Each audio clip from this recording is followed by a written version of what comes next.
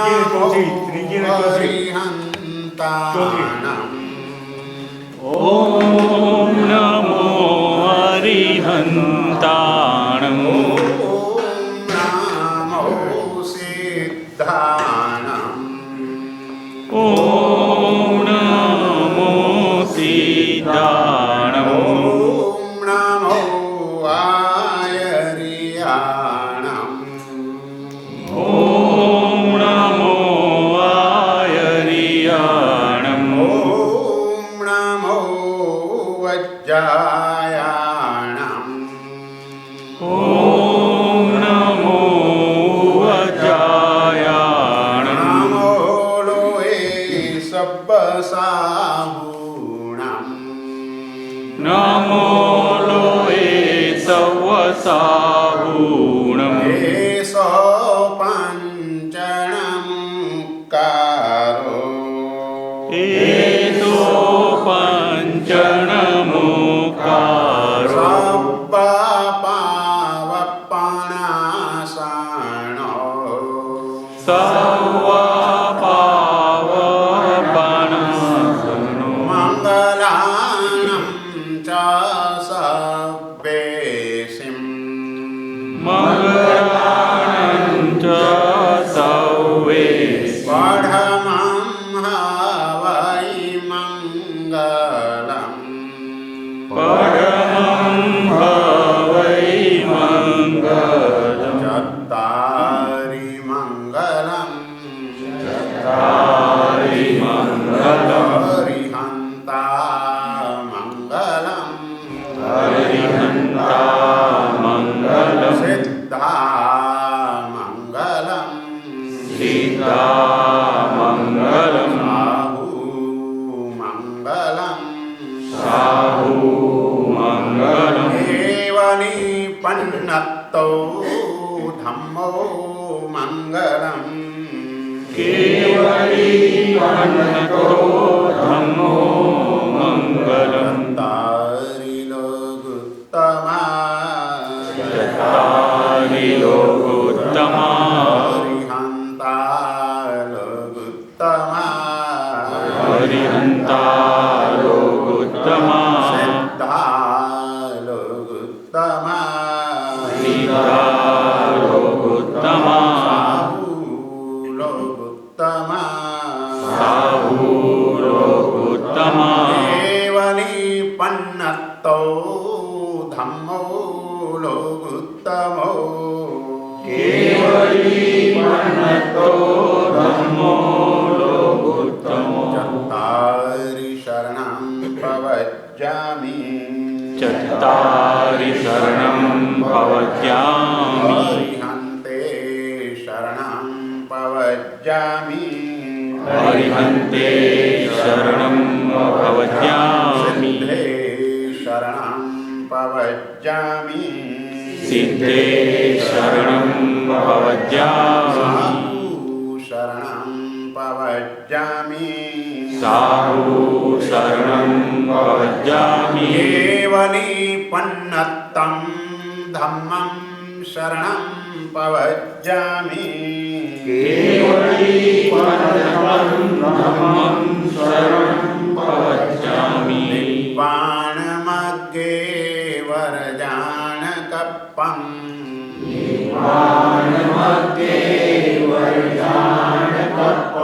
નાસિયાસે સકુવાઈદપ્પં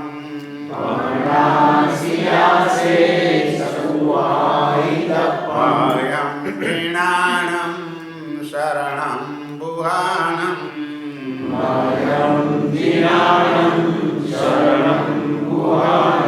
નમામિ નિત્યં પિજગપ્પમાપાણં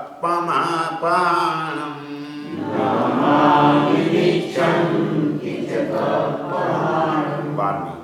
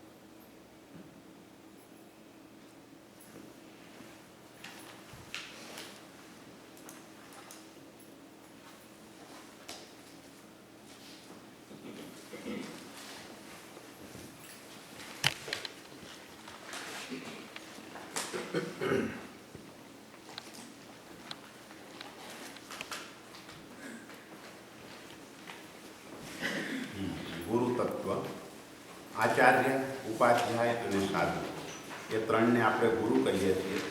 આચાર્ય એ જીન શાસનના રાજા છે, ઉપાધ્યાય એ જીન શાસનના મંત્રી છે અને સાધુ એ જીન શાસનના સૈનિક છે. રાજ્યનો કારભાર મંત્રી સારા હોય તો સરસ ચાલે, એમ ઉપાધ્યાય ભગવંતો એ આચાર્ય ભગવંતોને શાસન ચલાવવામાં સહાય કરનારા છે. તીર્થયર સમો સૂરી, તીર્થંકર પરમાત્માની તુલ્ય આચાર્ય ભગવંત છે. તીર્થંકર પરમાત્માની જ્યારે ગેરહાજરી હોય તેવા સમયે આચાર્ય ભગવંતો તીર્થંકર તુલ્ય છે. એટલે કે અસઢાઈ નણવજ્જમ ગિયત્થ વારયંતી મજ્જત્થા આયરણા વિભુ આણત્તી વયણવો સુબહુ મન્નંતી. અસઠ નિર્દોષ પુરુષો એનું જે આચરણ હોય તે નિર્દોષ હોય. જે આચાર્ય મહારાજ એ હંમેશા પરમાત્માના શાસનને વફાદાર હોય છે એટલે તેઓ નિર્દોષ છે. આપણે ત્યાં બે માર્ગ બતાવ્યા છે, કાં તો જ્ઞાની બનો અને જ્ઞાની ન બનો તો જ્ઞાનીની નિશ્રાએ ચાલો. આચાર્ય મહારાજ એ જ્ઞાની છે, 45 આગમના જ્ઞાતા છે. ઉપાધ્યાય મહારાજ પણ જ્ઞાતા છે, આચાર્ય મહારાજ પણ જ્ઞાતા છે. પણ આચાર્ય મહારાજ અર્થથી દેશના આપે છે, ઉપાધ્યાય મહારાજ સૂત્રથી દેશના આપે છે. એટલે પરમાત્માના શાસનની અંદર આચાર્ય મહારાજ એનું મહત્વ ઘણું વધારે છે. આ આચાર્ય ભગવાન પંચેન્દ્રિય સૂત્રમાં બતાવ્યા તે 36 ગુણો માત્ર એક રીતે નહીં પણ આવા 36 વખત 36 ગુણો, 36 એટલે 1296 ગુણોથી યુક્ત હોય છે. 36 ને 36 ગુણો તો 1296 થાય. તો આચાર્ય મહારાજના 1296 ગુણો છે. પણ મુખ્ય જે આચાર્ય શબ્દ છે તે આચાર ઉપરથી બનેલો છે અને શ્રેષ્ઠ આચાર જો કોઈ હોય તો પંચાચાર છે. પંચાચારથી શ્રેષ્ઠ આચાર આ જગતની અંદર બીજો કોઈ જ નથી. કોઈને પણ તમે વસ્ત્રનું દાન કરો તેવા સમયે વિચારવાનું કે હું આચાર્ય પદની આરાધના કરી રહ્યો છું. કારણ કે કોઈને વસ્ત્ર આપવાથી તે સદાચારનું પાલન કરે છે અને શ્રેષ્ઠ સદાચાર એટલે પંચાચાર છે. દ્રવ્યથી સદાચારનું પાલન કરાવીને આપણે ભાવથી પંચાચારમય જીવન જીવવું છે. જેમ કોઈને પાણીનો ગ્લાસ આપીએ તેવા સમયે એમ વિચારવાનું છે હું સિદ્ધ પદની આરાધના કરું છું. કારણ કે કોઈને પાણીનો ગ્લાસ આપીએ એની તરસ છીપે છે, એની તો ભૌતિક તરસ છીપે છે, 2-4 કલાક માટેની તરસ છીપે છે. આપણે કાયમી તરસ છીપાવવી છે, ભૌતિક તરસને છીપાવવી છે. એટલે કોઈને પાણીનો ગ્લાસ આપતા પણ સિદ્ધ પદની આરાધના થાય. જો આપણો આશય એવો હોય કે મારે મારી ભાવ તરસ છીપાવવી છે. એમ કોઈને વસ્ત્ર આપતા પણ આચાર્ય પદની આરાધના થાય. કારણ કે આપણો આશય તે વખતે પંચાચારમય આપણું જીવન બને તે આશય છે. એમ કોઈને આસન આપવાથી, આવો બેસો, આવો મીઠો આવકાર આપવાથી ઉપાધ્યાય પદની આરાધના થાય. કારણ કે મીઠો આવકાર એ વિનય છે અને ઉપાધ્યાય વિનયના ભંડાર છે. એમ કોઈને સ્થાન આપવાથી, રહેવા માટેની જગ્યા આપવાથી એ વિચારવાનું કે હું સાધુ પદની આરાધના કરું છું. કારણ કે આ જગતના જીવોને પોતાનો આધિ વ્યાધિ અને ઉપાધિથી જે રીતે શેકાયેલા છે અને એ પોતાનું હૃદય માત્ર સાધુ મહારાજ પાસે જઈને ખાલી કરી શકે.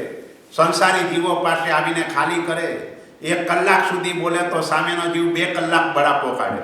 એટલે ઉલટાનું જીવન અશાંતિવાળું વધારે બને.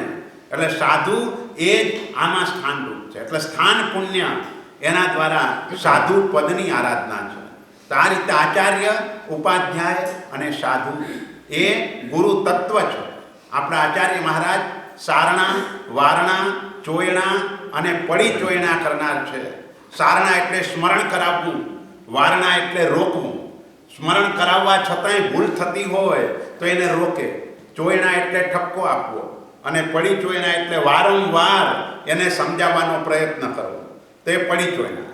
જો આચાર્ય ભગવાન સારણા, વારણા, ચોયણાને પડી ચોયણા ન કરે તો શિષ્ય જે ભૂલ કરે એના ગુનેગાર આચાર્ય મહારાજ પણ બને. એને એ નિમિત્તે આચાર્ય મહારાજને પણ એનો કર્મબંધ થાય. એટલે આપણે ત્યાં એક આર્યરક્ષિત સુરી મહારાજ થઈ ગયા. આર્યરક્ષિત સુરી એટલે જે 14 વિદ્યાનો પારગામી હતો પણ નગરની અંદર સામૈયામાં બધા જ ગયા, પોતાની માતા જ ન ગઈ. અને જ્યારે જોયું તો માતા તો ઘરે સામાયિક કરતી હતી. માતાને પૂછ્યું તું રાજી નથી? આ ભણેમાં મને શું આનંદ થાય? તું દ્રષ્ટિવાદ ભણીને આવે તો મને આનંદ થાય. તો કે ચાલો દ્રષ્ટિવાદ ભણવા.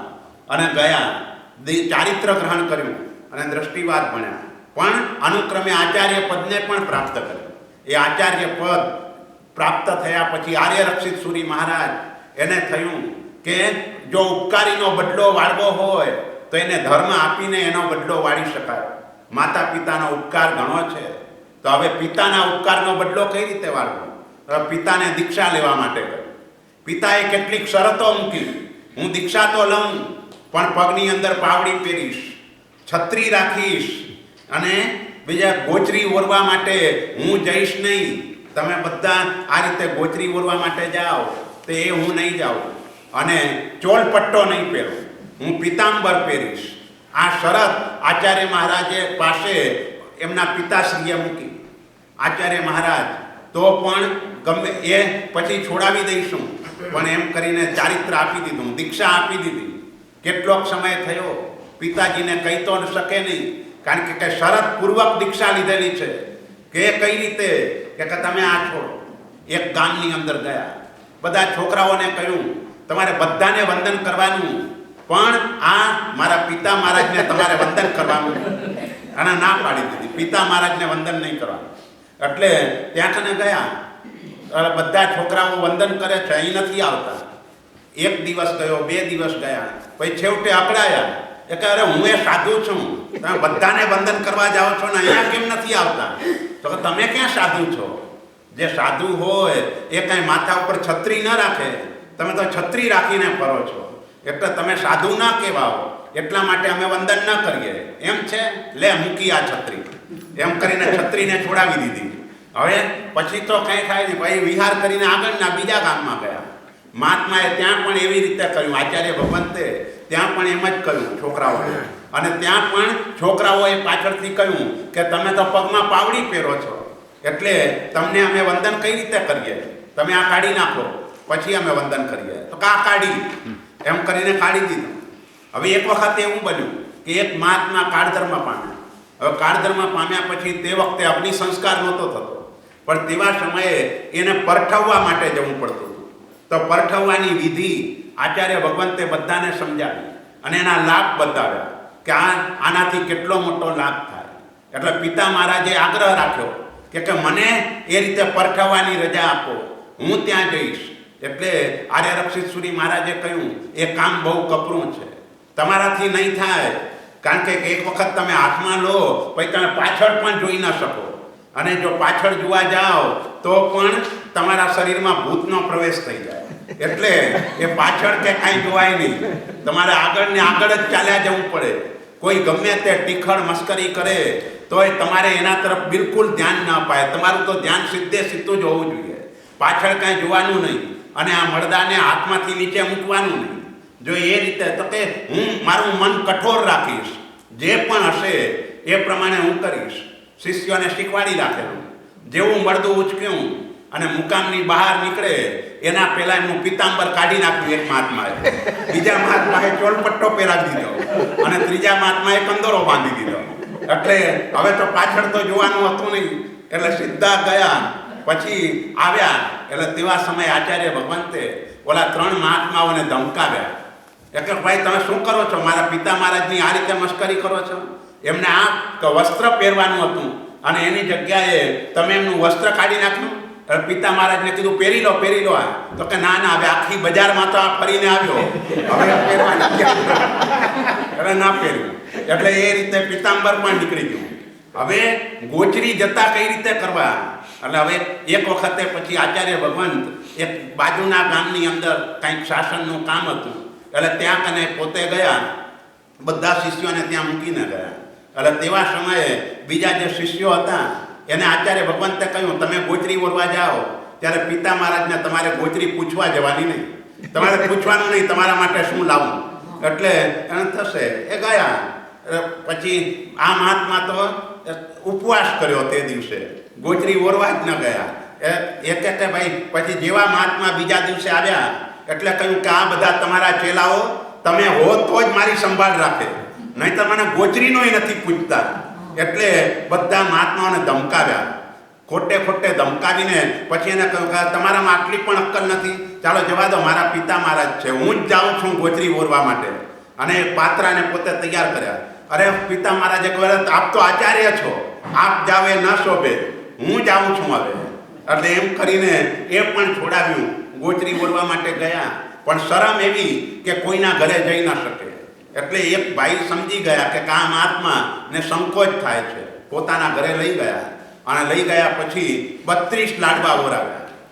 જ્યારે અહીંયા કને આવ્યા તે સમયે ગુરુ મહારાજે કહ્યું, આર્યરક્ષક સુરી મહારાજે કહ્યું કે હવે તમારે 32 શિષ્યો થશે, એ મોટો લાભ તમને થશે. એટલે કહેવાનો આશય એમ છે કે આચાર્ય મહારાજ આવા હોય કે સારણા વારણા ચોયણાને પડી ચોયણા કરવા દ્વારા કરીને એને ધર્મની અંદર સ્થિર કરવાનો પ્રયત્ન કરે. એટલે આપણે જે દોષો દૂર કરવાના છે, ગુરુ બહુમાનો મુખો, આ ગુરુ તત્વ જે છે એના ઉપર બહુમાન ભાવ એ જ મોક્ષનું કારણ છે. ગુરુ વિતરાગ લાગવા જોઈએ. ગુરુ ભલે વિતરાગ ન હોય, પણ ગુરુ આપણને બધાને વિતરાગ લાગવા જોઈએ. જો વિતરાગ ન લાગે તો શું થશે કે એના દોષો જોઈશું, અને દોષો જોવાના કારણે બહુમાન ભાવ ઓછો થઈ જશે. અરિહંત અને સિદ્ધ પરમાત્મા તરફ બહુમાન ભાવ ઊભો કરવો એ સહેલો છે, ટકાવવો પણ સહેલો છે, ને વધારવો પણ સહેલો છે. કારણ કે બંને સર્વગુણ સંપન્ન છે, એક પણ દોષ એમનામાં નથી, અને ન હોવાના કારણે ત્યાં બહુમાન ભાવ સહેલો છે. જ્યારે ગુરુ તત્વ એક એવું છે કે જે છદ્મસ્ત છે. આચાર્ય, ઉપાધ્યાય ને સાધુ ત્રણે ત્રણ છદ્મસ્ત છે. આપણે જોઈ છે નદી, કે નદીની અંદર ગમે તે નદી હોય, પણ નદીના અંદર તમે ઊંડા જાઓ તો કાદવ તો હોય ને હોય. કાદવ વગરની નદી કદાપી ન હોય. આપણને ગમે તેવી પાણીની તરસ લાગી હોય તો તેવા સમયે નદીનું ઝરણું જોઈને આપણે એમ નથી વિચારતા કે આ નદી કાદવ સંગ્રહીને બેઠી છે, માટે મારાથી આનું પાણી ન પીવાય. આપણે તો ત્યાં પાણી પીવા માટે જઈએ છીએ, ત્યાં કાદવનો વિચાર કરતા નથી. કોઈ કહે કે ભાઈ આ તો કાદવવાળી નદી છે, તો એની વાત પણ આપણે સાંભળવા તૈયાર નથી. બસ એ જ રીતે આ કાદવ એટલે દોષો. જે ગુરુ તત્વરૂપી નદી છે એ પણ છદ્મસ્ત છે. છદ્મસ્ત હોવાના કારણે ત્યાં દોષોની પૂરેપૂરી શક્યતા છે, પણ એ દોષ તરફ આપણે દ્રષ્ટિ ત્યાં કને લાગવાની નથી.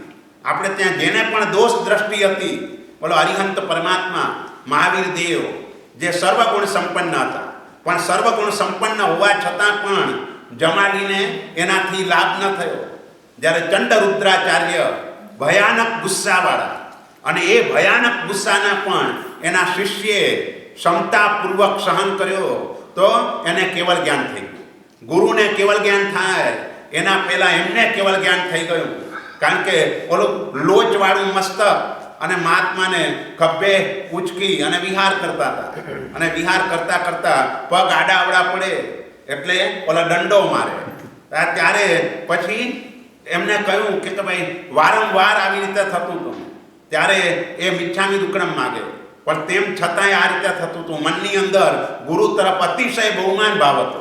એટલે વિચારતા હતા કે હું કેવો કમભાગી, આટલો બધો ઉપયોગ રાખીને ચાલુ છું, તેમ છતાંય ગુરુને હું સાતા આપી શકતો નથી, તેમ છતાંય એમને અસાતા થાય છે. બસ એ ગુરુ તરફનો બહુમાન ભાવ એવો પરાકાષ્ઠાએ પહોંચ્યો કે કેવલ જ્ઞાનની પ્રાપ્તિ થઈ ગઈ. અને કેવલ જ્ઞાન થયા પછી હજુ ગુરુ તો ખભા ઉપર જ છે, ચાલે છે. ત્યારે ગુરુ બોલ્યા, સોટી વાગે ચમચમ. એટલે આ માર પડ્યો તો હવે સરખા થઈ ગયા. હવે જરા પણ તકલીફ નથી થતી, પણ એમને કેવલ જ્ઞાન થઈ ગયું છે. એટલે એ ખબર નથી. પછી પાછળથી ખબર પડી ત્યારે ક્ષમાપના કરી, અને ક્ષમાપના કરી ત્યારે એમને પણ કેવલ જ્ઞાનની પ્રાપ્તિ થઈ ગઈ. એટલે કહેવાનો આશય એમ છે, ગુરુ ગમે તેવા હોય, આપણને ગુરુ વિતરાગ જ લાગવા જોઈએ.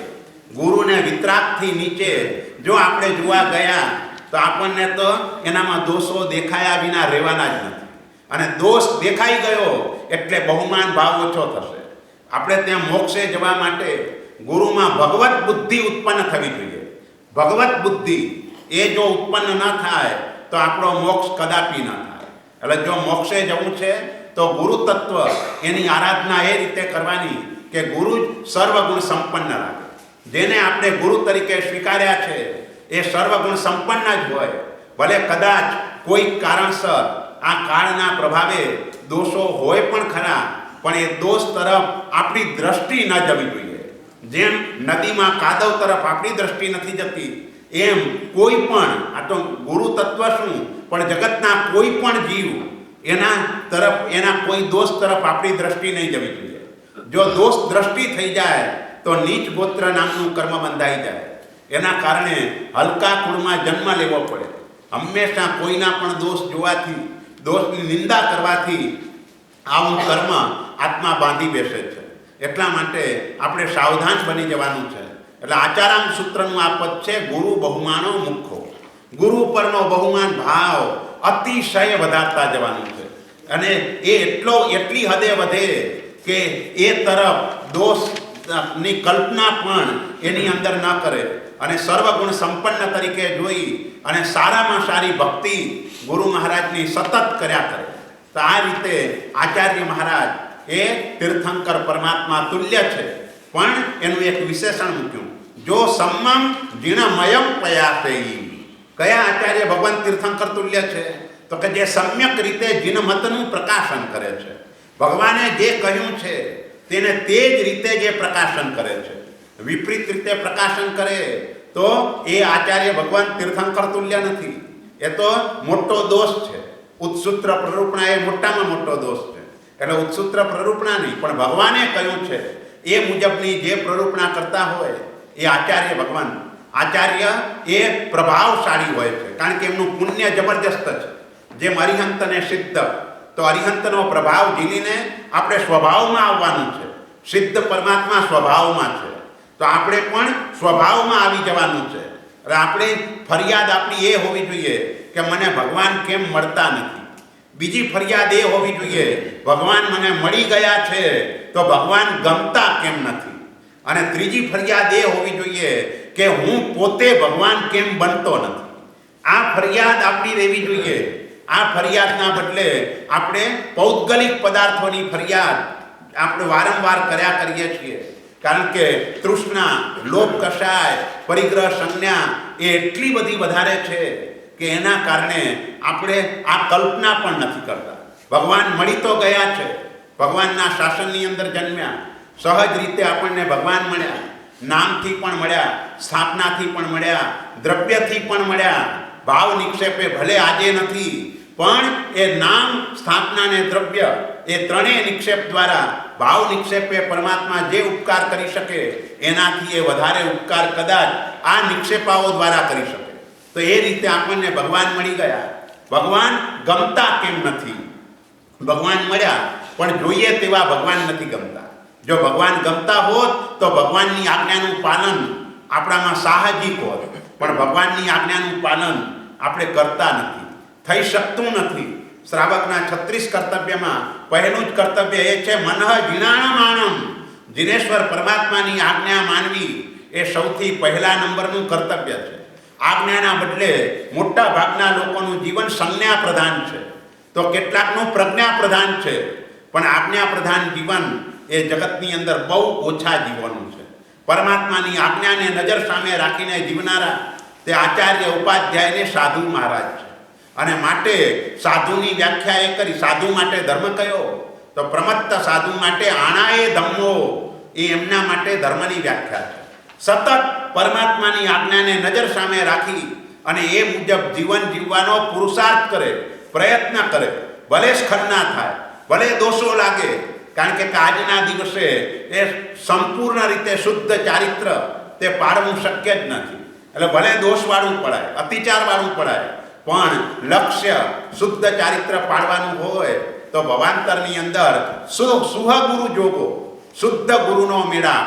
શુદ્ધ ગુરુ એટલે જે આપણા આત્માને મોક્ષે પહોંચાડે, આવા જે ગુરુ હોય એને શુદ્ધ ગુરુ કહેવાય. શુદ્ધ અને શુભ, શુભ એટલે સારું, તને બીજી બધી રીતે અનુકૂળ થાય એ શુભ કહેવાય. પણ મોક્ષ માર્ગને અનુકૂળ હોય એવા જે ગુરુ હોય તે શુદ્ધ ગુરુ. અને આવા શુદ્ધ ગુરુનો મેળાપ આ રીતે થાય કે એ ચારિત્ર તો ગ્રહણ કર્યું, પણ ચારિત્ર ગ્રહણ કર્યા પછી પણ ગુરુને વફાદાર હોય. એક મહાત્મા બેસણાનું પચખાન લીધું અને બેસણાનું પચખાન લીધા પછી પહેલું બેસણું થઈ ગયું. હવે કોઈએ પૂછ્યું બીજું બેસણું ક્યારે કરવાનું છે? ગુરુ મહારાજ કહેશે ત્યારે ગુરુ મહારાજને ઓલા પૂછી આવ્યા કે એમને બેસણું ક્યારે કરવાનું છે? તો ગુરુ મહારાજ કે એમને ભૂખ લાગે ત્યારે. તો ઓલા શિષ્યએ કહ્યું કે મને ભૂખ ક્યારે લાગશે એ પણ મારા ગુરુ નક્કી કરશે, મારે નથી નક્કી કરવાનું કે મને ભૂખ લાગી છે માટે હું બેસી જાઉં. બોલો, આટલો બધો ગુરુ સમર્પણ ભાવ જોઈએ. ગુરુની અંદર સમર્પણ ભાવ. આપણે પૌષધ લઈએ છીએ તો પૌષધમાં કેવા ગુરુને સમર્પણ થઈ જઈએ છીએ. પૌષધની અંદર આંખની પાંપણ પણ હલાવતી હોય તો એ ગુરુની રજા લઈએ છીએ.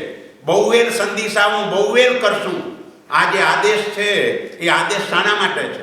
આંખની પાંપણ હલાવવાની રજા લઈએ છીએ કે વારંવાર હું આંખની પાંપણ હલાવવાની રજા લેવા માટે નહીં આવી શકું, માટે આખો દિવસ મારે આંખની પાંપણ હલાવવી પડે તો એની મને રજા આપો.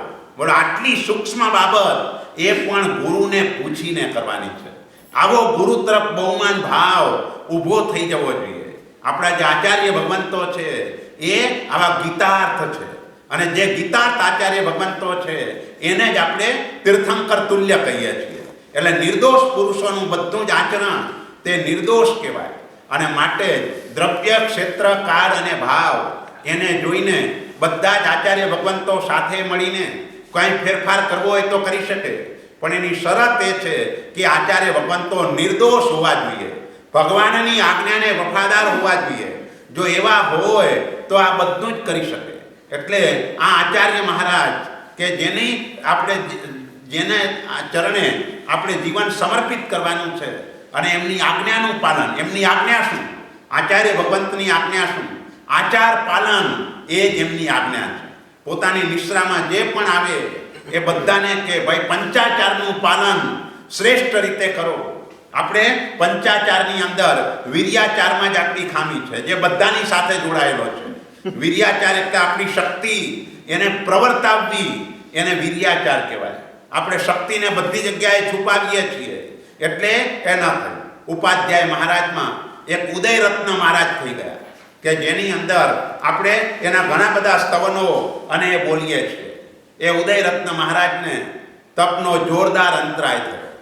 તપ કરતા હતા પણ અચાનક એવું એક વીર્યાંતરાય કર્મનો ઉદય આવી ગયો કે હવે તપ જ કરી શકતા નથી. એક દિવસે નિર્ણય કર્યો, જે થવાનું હોય તે થાય, પણ મારે તો ઉપવાસ કરવો જ છે. અને એમ કરીને એમણે ઉપવાસ કરી લીધો. પણ ખબર જ હતી કે ભારે પડવાનો છે, કારણ કે તપ થતો નહોતો. પણ શિષ્યોએ પણ ના પાડેલી તો પણ એમણે કર્યો. સાંજ પડી એટલે શરીર તૂટવા લાગ્યું, તકલીફની શરૂઆત થઈ ગઈ. સવારે માંડ એક સંથારો કરીને સવારે ઉઠ્યા. તેવા સમયે પ્રતિક્રમણમાં તપ ચિંતવણીનો આવશ્યક આવ્યો. તો વિચાર્યું કે હવે આ નવકાશી તો આજે ન કરાય, ભલે જે થવાનું હોય તે થાય, પણ શરૂ કર્યો જ છે તો થોડું મને વીર્ય પોરવવા દે. અને પોરસીનું પચખાન લીધું. સવારે પોરસીનું પચખાન લીધું. જ્યારે ગુરુ મહારાજ પાસે શિષ્યો ગયા ગોચરી માટે, ત્યારે કહ્યું મારી ગોચરી ગણતા નહીં, મારે પોરસીનું પચખાન છે. તો કે આટલો ઉપવાસ ભારે પડ્યો છે ને પોરસી? તો કે હા, શરીર નહીંતર તો આવી જ રીતે એક આપણે એને આપ્યા જ કરશું, માગશે તે તો પછી આ જ હાલત રહેશે, આપણે ક્યારેય કરી જ નહીં શકીએ. અને તે વખતે ઉપાધ્યાય મહારાજ ત્યાં શરીર તૂટતું હતું, એ ઘણી તકલીફ હતી, પણ એની વચ્ચે પણ પ્રસન્નતાપૂર્વક એ પોતાની આરાધના કરતા હતા. અને પોરસીનું પચખાણ આવે એના પહેલા જ કાળધર્મ પામી ગયા. એટલે આ રીતે તપ એની અંદર એ મહાત્મા ગયા. એટલે વીર્યાંતરાય કર્મ એ જો બંધાય તો આવી રીતે અંતરાય પણ થાય. પણ આપણને કેવા ઉપાધ્યાયોની હાર માળા મળી છે. વિનય વિજયજી મહારાજ એ પણ ઉપાધ્યાય હતા. એમનું સૌભાગ્ય જુઓ કેવું છે. કલ્પસૂત્ર ઉપર સુબોધિકા ટીકા એમને લખી, અને દરેક સંઘની અંદર પર્યુષણા મહાપર્વની અંદર એનું વાંચન થાય. શ્રીપાદ રાસની રચના એમણે કરી. દરેક સંઘની અંદર નવપદજીની 2 ઓળીઓ આવે એની અંદર એનું વાંચન થાય. પુણ્ય પ્રકાશના સ્તવનની રચના કરી કે જે બધા લોકો એને રોજ સ્મરણ કરતા હોય કે મરણ સમયે એ 10 અધિકારો એને યાદ કરીને પાપને ઓશીરાવવાનું, અને એ બધું શક્ય બને. અરે શાંત સુધારસ જેવા ગ્રંથની રચના કરી કે જેને તમે મનને પવિત્ર બનાવી શકો. આચાર્ય ભગવંત તે પવિત્રતાના પણ ભંડાર છે. પૂજ્યપણું તો છે, પણ પૂજ્યપણું હોય ને જો પવિત્રતા ન હોય તો એ પૂજ્યપણું કાંઈ કામનું નથી. એ તો માત્ર આ લોક પૂરતું છે. જે પવિત્રપણું છે એ પરલોકને કે ઠેક પરમ ગતિને રિઝર્વ કરી દે છે. તો અહીં કને પવિત્રતા જોઈએ. તો આ જાતની પવિત્રતા તે આચાર્ય ભગવંતોમાં, ઉપાધ્યાય ભગવંતોમાં, સાધુ ભગવંતોમાં બધામાં પવિત્રતા છે. કેમ પવિત્રતા છે? કારણ કે પાંચેય આચારો એનું એ રીતે જરા પણ શક્તિને ગોપવ્યા વિના સુંદર મજાનું એ પાલન કરી રહ્યા છે. અને એ આચારના પાલનથી પવિત્રતા આવે છે. એટલે જ્ઞાનમાં આપણે વીર્ય ન ફોરવીએ તો પણ વીર્યાંતરાય કર્મ બંધાય. જ્ઞાનાવર્ણીય તો બંધાય, પણ જોડે વીર્યાંતરાય પણ બંધાય. યાદ ન રહેતું હોય તો પણ પુરુષાર્થ કરવાનો. એમ દર્શનાચારમાં પણ વીર્ય ફોરવવાનું. ચારિત્રાચારમાં વીર્ય ફોરવવું એટલે ચારિત્રાચારમાં વીર્ય ફોરવવું એટલે 5 સમિતિ અને 3 ગુપ્તિનું પાલન એ સતત કર્યા કરવાનું. અને 12 પ્રકારના તપમાં પણ વીર્યને ફોરવવાનું. વિનય વિજયજી મહારાજની વાત કરતા હતા. શાંત સુધારસ જેવો ગ્રંથ એ પણ એમને રચના કરી. એટલે આવા ઉપાધ્યાય ભગવાન કે કેટલા જ્ઞાની હતા અને સાથે સાથે બધાને લોકભોગ્ય થાય એવી શૈલીની અંદર એમને આ બધી રચના કરી. આનંદ ગંજી મહારાજા એ પણ ઉપાધ્યાય હતા. મહોપાધ્યાય યશો વિજયજી કે જેમણે પણ કેટલા બધા ગ્રંથોની રચના કરી. આજે આપણી પાસે આટલા બધા ગ્રંથો છે. તે મહોપાધ્યાયજીને એ પોતાના જીવનકાળ દરમિયાન કેટલું મોટું સર્જન કરીને આપ્યું. પ્રમાદનો એમણે ત્યાગ કર્યો તો આટલું સર્જન થઈ શક્યું. જો પ્રમાદ કર્યો હોત તો આ સર્જન ન થાત, તો આપણને સંગીતના 67 બોલની સજ્જાય કે કંઈ આપણને મળત નહીં. ઘણું બધું ગુજરાતીમાં પણ સાહિત્ય એમણે લખ્યું. એટલે મહોપાધ્યાય યશો વિજયજી મહારાજ એનો પણ આપણા ઉપર ઘણો મોટો ઉપકાર છે. આનંદ ગંજી મહારાજે પણ 24ની રચના કરી. દેવચંદ્રજી મહારાજ એ પણ ઉપાધ્યાય હતા અને ઉપાધ્યાય કેવી 24ની રચના કરી. આત્મતત્વનું સ્વરૂપ એટલું સરસ મજાનું બતાવ્યું છે કે એની અંદરની નિર્મળતા કેવી હશે કે આજે મહાવિદ્ય ક્ષેત્રની અંદર કેવલી તરીકે વિચરી રહ્યા છે. હજુ તો 250 વર્ષ પહેલા અહીં હતા અને આજે મહાવિદ્ય ક્ષેત્રમાં કેવલી તરીકે વિચરી રહ્યા છે. આવી ઉપાધ્યાય ભગવંતોની હારમાળા આપણે ત્યાં હતી. ઉપાધ્યાય ભગવંતો એટલે 25-25 થી યુક્ત હોય. જેમ આચાર્ય મહારાજ 36-36 થી યુક્ત હોય, એમ ઉપાધ્યાય મહારાજા 25-25 એટલે આચારાંગ વગેરે 11 અંગ, 12 ઉપાંગ, ચરણ સિત્તરી અને કરણ સિત્તરી એ 25ને જે ભણે અને ભણાવે એને આપણે ઉપાધ્યાય કહીએ છીએ. એટલે ઉપાધ્યાય પદ એ પણ કોઈ નાનું પદ નથી. કર્મની નિર્જરા કરવા માટેની એ અમૂલ્ય તક છે. કારણ કે ઉપાધ્યાય સતત સ્વાધ્યાય રત હોય છે અને સ્વાધ્યાય એ અભ્યંતર તપ છે. તપ કરવાથી કર્મની નિર્જરા થાય છે. એટલે વધારેમાં વધારે કર્મની નિર્જરા સ્વાધ્યાય દ્વારા આ રીતે કરી શકાય છે. આમ તો વધારે કર્મની નિર્જરા કાયોસર્ગથી થાય છે, પણ સ્વાધ્યાય એ પણ અભ્યંતર તપ છે. બાહ્ય તપમાં જેટલી કર્મ નિર્જરા થાય એના કરતાં અભ્યંતર તપમાં કર્મ નિર્જરા વધારે થાય. સ્વાધ્યાય અભ્યંતર તપ છે. ઉપાધ્યાય ભગવંતો સદાય એ સ્વાધ્યાય તત્પર હોય છે, માટે એ પણ વિશેષ કર્મની નિર્જરા કરે છે. આપણા સાધુ મહારાજ જેને આપણે સૈનિક કહીએ છીએ, જીન શાસનના સૈનિક, અને સૈનિક એ શાનાથી યુક્ત હોય. જેમ આચાર્ય મહારાજા રાજા એ અલંકારથી યુક્ત હોય, એમ સૈનિક શસ્ત્રોથી સજ્જ હોય. શસ્ત્રો લોઢાના હોય અને લોઢું કાળું હોય. એટલે સાધુનો વર્ણ એ પણ કાળો છે. જે વધારે શ્રમ કરે એનો વર્ણ કાળો હોય. સાધુ વધારે શ્રમ કરે છે. શાના માટેનો શ્રમ વધારે છે? મોક્ષના માટેનો. કારણ કે સાધુનું એક જ લક્ષ્ય છે, મારે મોક્ષે પહોંચવું છે. તહા પસંત ગંભીરાશયા સાવજ્ય જોગ વિરયા પંચ વિહાયાર જાણગા પરો વયાર નિરયા પૌમાઈ નિદંસણા જાણત જયણ સંગયા વિશુજ્યમાણ ભાવા સાધુ શરણમ. આવા સાધુ ભગવાન એનું હું શરણ સ્વીકારું છું. વિશુજ્યમાણ ભાવા, વિશુદ્ધિ કેટલી હોય સાધુ ભગવંતમાં. આજના દિવસે ચારિત્ર ગ્રહણ કર્યું અને એ ચારિત્રની નિર્મળતા એક દિવસ, બીજો દિવસ, ત્રીજો દિવસ, 12 મહિના જ્યારે પસાર થઈ જાય તે વખતે વિશુદ્ધિનું પ્રમાણ એટલું બધું વધી જાય કે અનુત્તર વિમાનવાસી દેવ એનું સુખ પણ ઝાંખું પડી જાય. એનો આનંદ પણ ઝાંખો પડી જાય. એના કરતાંય વધારે આનંદ સાધુ ભગવંતોને 12 મહિનાના ચારિત્ર પર્યાય પછી હોય. તેજો લેશ્યા વિવૃદ્ધિર્યા. મહોપાધ્યાય યશો વિજયજી મહારાજે જ્ઞાનસારની અંદર લખ્યું કે તેજો લેશ્યા વિવૃદ્ધિર્યા. દિવસે દિવસે એમના ચિત્તની નિર્મળતા વૃદ્ધિ પામતી જાય, કારણ કે વૈરાગ્યથી ભરપૂર છે. અને જો વૈરાગ્ય ન હોય તો સાધુ એ પ્રાણ વિનાનું કલેવર થઈ જાય. વૈરાગ્યની જ કિંમત છે.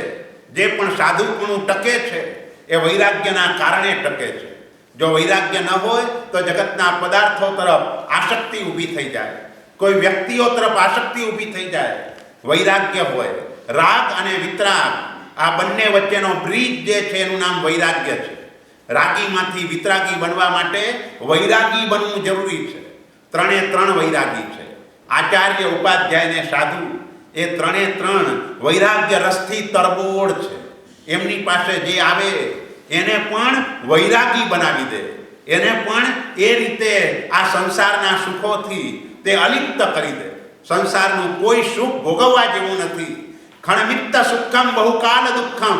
ક્ષણ માત્ર માટે ભોગવેલું સુખ એ ઘણા કાળ સુધી 33 સાગરોપમ સુધી નરક આદિની સજા કરાવનાર છે.